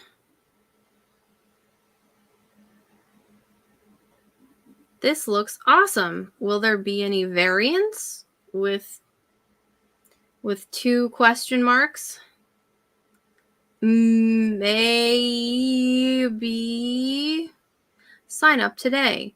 You wouldn't want to miss out on impending greatness like my variant from Irene. Me! Are you actually doing a variant? Yeah, I'm doing a cover. Oh, because it says maybe. The maybe is yes. Oh, okay. Because I'm doing a cover. he's also being cryptic. Facetious, yeah. Next, great level interiors. Very nice. So good interiors. Blood and gore. Takume, no negative speech in your promotion.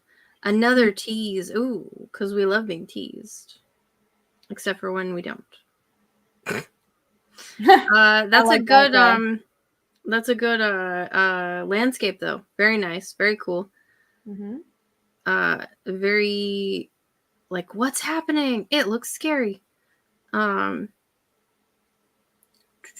Early birdies receive both my adoration and a trading card. Yo, friends, you get a trading card. You do, so you should sign up now. By signing up, you also receive the latest updates and news from the campaign. So all right, you should sign up. Keep going. Get wrecked! A cruel beginning. Complete artwork from the opening scene is pinned to the top of my Twitter. If you'd like to see more incredible work from C. Thomas Anderson, and how could you not, come check it out. And get wrecked, son! What is it? Go the fuck off! Oh fuck! I can't go. Stupid. Sorry, I clicked on the Twitter thing to try to go to Twitter, but Twitter doesn't let you see anything unless you're signed in. So that's why I was cursing. Sorry. Let's go back. Never mind. Formerly known as Twatter. Yes, X. So good looking art. I would. I'm worried about the screen prints. There are printers. Hyperwizard was saying in the chat that there are printers that can print it correctly. I just be careful. Like make sure they know how to print screen tones. You can, of course, you can go to. Jake will say there's some Japanese printers. Of course, Japanese printers would know because they're probably more used to it because manga uses a lot of screen tones. But if you're going to an American printer, even one that has printed comics, they might not know how to print screen tones. It's not a modern thing that American comics uses, so just be careful with that. But yeah, this looks good. Yep. I would consider altering those couple things, but like everyone go totally and get wrecked. Get wrecked. That's right. Go sign up now. Yay! Thank you for sharing, Dekasolo. And now we can go to this. Look! Wow, what's that? The What is this book? It's Egg Beater. It's whose book is that? This is my book. Yay! That's my comic book that I have right now in demand. Although I do have other books that are prose novels that will to come. But yeah, check that out. Look at how many. Hold on, I need to get out my calculator because I'm bad at math. I have a stretch goal at 6,000. That's $31. 39, not 31, retard. See, this is why I'm an artist. It is 39. Your Asianness. No, that's the one gene I didn't get. I didn't get the math gene. You just did that in your head. I don't want to do that. I got it wrong the first time. Yeah, but you were closer than me, which was question mark. Okay. But yeah, in $39 more, friends. Oh, hold on. Whoa! Hello? Yes. Should I mute her? Oh, it's her food. All right, I'll be out in 1 second. Thank you. No, I'm hungry. BLT says he got his copy, or he or she, of Fiendish 1 and 2 in the mail today. Thank you. Thank you so much for your support. I'm glad. Solo said, also, Egg Beater is a vintage style horror slash comic. Kurt Boss is asking if it's a cooking book. No, but the trading cards are written like recipes. Cute. Recipes of death, but don't follow them. I'm obligated legally to advise against following them. But you can enjoy them. There's recipes of death in Minecraft. That's what the trading cards are. So check this out, everybody. It's a baker on a journey of revenge with a giant industrial egg beater, which I didn't even know existed until Ali showed me her book. Yeah, in $39, you guys get the Anthony Figaro magnet. I love him. He is freaking great. Ali, pay attention. I'm trying to pay attention, but there's a guy with food outside, so I do actually have to go. Oh, well. Aw, sad. Just leave me here alone. But that's okay. We promoted your book! And we are done with this. Can I sign it? Oh, Kurt, I sign every single book for free. Nice. Well, everyone, I don't charge for my signature. You know, that's what I did with one book, but when you have like 1,000 books, it gets a little difficult. That's a good problem to have. I feel like it would just be, I don't know. I don't know if I can, I feel like charging for my signature would just make me feel very arrogant. It is kind of like. It's like, who am I? You know? Did I get blonde streaks? I've always had these. My Bride of Frankenstein. My Bride of Frankenstein streaks. You didn't have those. I'll charge $1. Will you judge me if I charge $1? Yes. I still have some of the fairy stuff inside my hair. Where did it go? I saw, yeah. I was surprised it's still see there. it? I know. Isn't it great? That's pretty great. I know. That's the only thing that I wanted to stay with me. I was like, can I just not be sick, but then keep it in my hair? I'm glad it's still in there. Me too. It's awesome. It lasts a long time.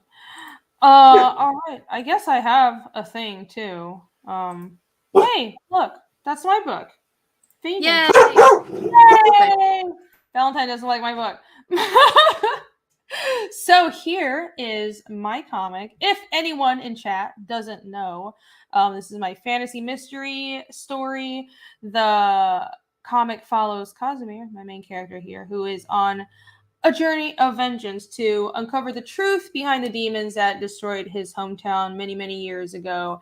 In chapter 1 that fulfilled last year, that was an action-packed setup, a big bang introduction to the world where one of the demons from his past that destroyed his hometown and killed his family resurfaced again. And at the end of the story, he swore he would find the origins of where these creatures came from. Actually, there's a free preview if you just go to read the comic right here. You can go take a look completely for free. And here's a huge chunk of chapter 1 right here.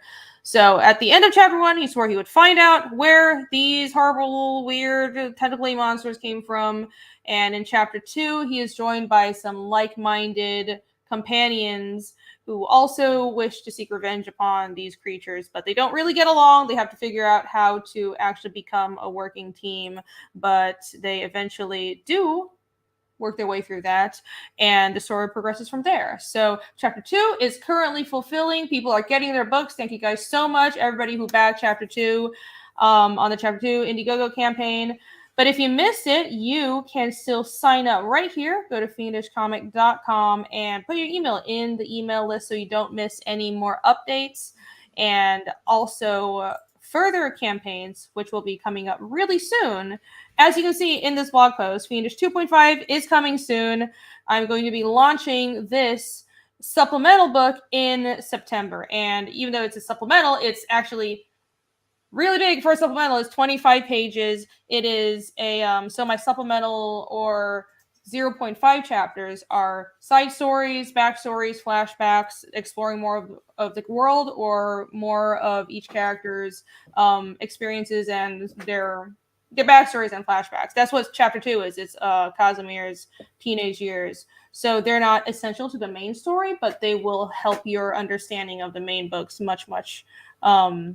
They will aid in your understanding of the main books plenty. So check it out, and please subscribe to the website. Take a look at this entire thing. It's a great website, too. Thank you. I spent a lot of time on it. All right. I'll let Ali go. I just wanted to put in, I didn't talk about any of my prose novels through this whole stream. But I'm going to share the link to where they all are. Sure. So that people can go and check those out if they like. Because most of what I do are prose novels. And, you know, if you're into that, then you can go look at them there. The one I usually talk about on this show is The Rotting Crown, which is my fantasy novel. So, yeah, I've got all the characters on there, and, you know, every once in a while I've got a new character design that's coming out. So, do you have you have like a link tree or something on Twitter, right? So people, or do you have I do have a link tree, but that website that I shared, the sanguislibris.net, you should be able to see everything on there without going to my link tree. There you go. I can actually pull that up. That would be a good idea, wouldn't it? It's not as pretty as yours, because honestly, I got like really impatient because it does take a lot of time and work to make a website. Yeah, it does. But yeah, those are all of my books that I have written and that are upcoming. So cool. JD says ALI writing workshop.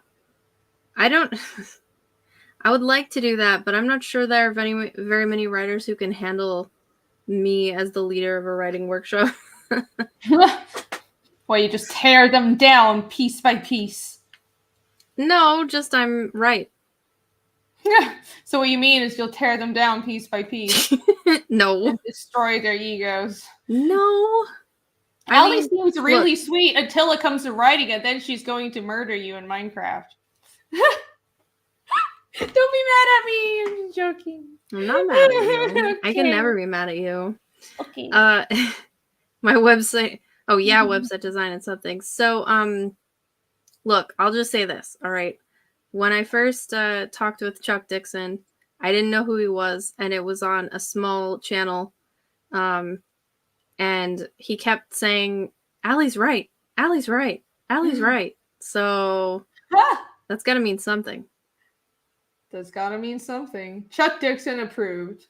Chuck Dixon approved, and Pete Sametti approved. That should be your tagline. Ali's making herself seem like a total bitch. Look, only when I have to be. It's not being a bitch, it's confidence. There's a difference. I just know what's up. Confidence is good. I like how you stopped on my, like, kids book.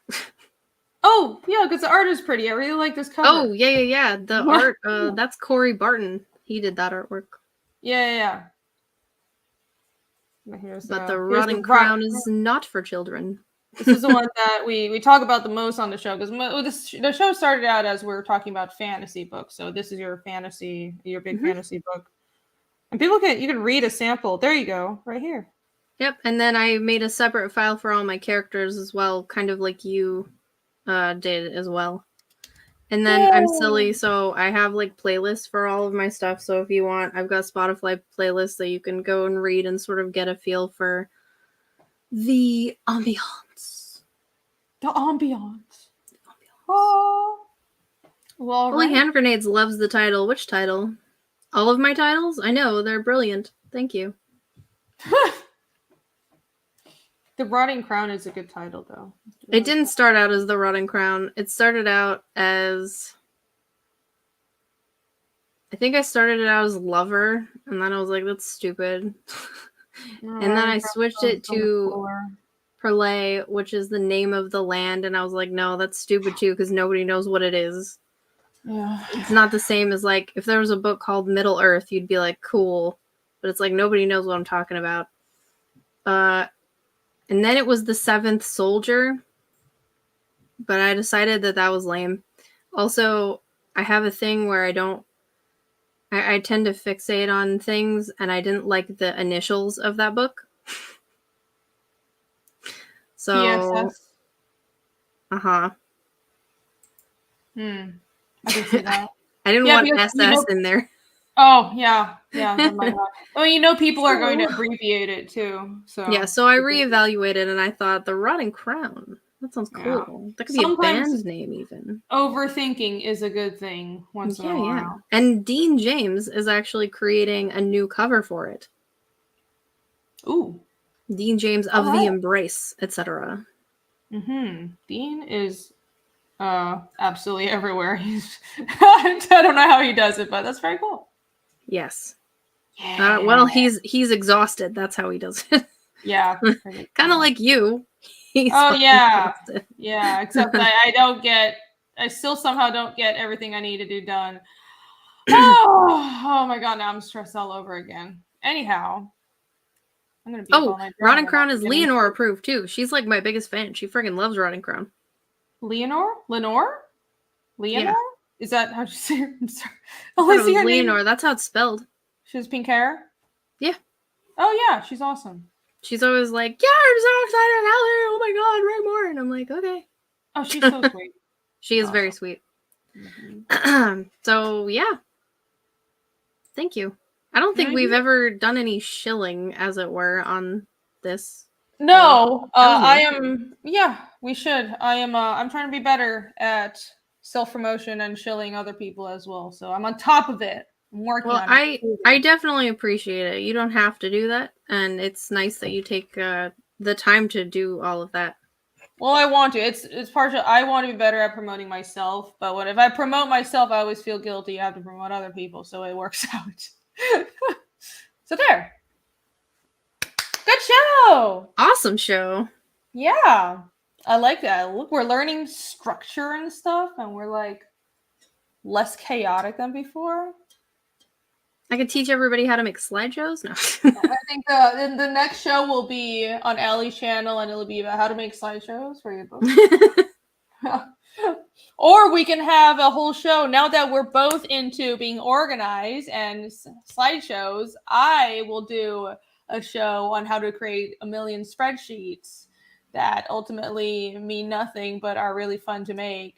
Oh my gosh. The plot points. What if we did a show where like you instructed me and I made spreadsheets about my book and you watched me struggle to try and do what you told me to do?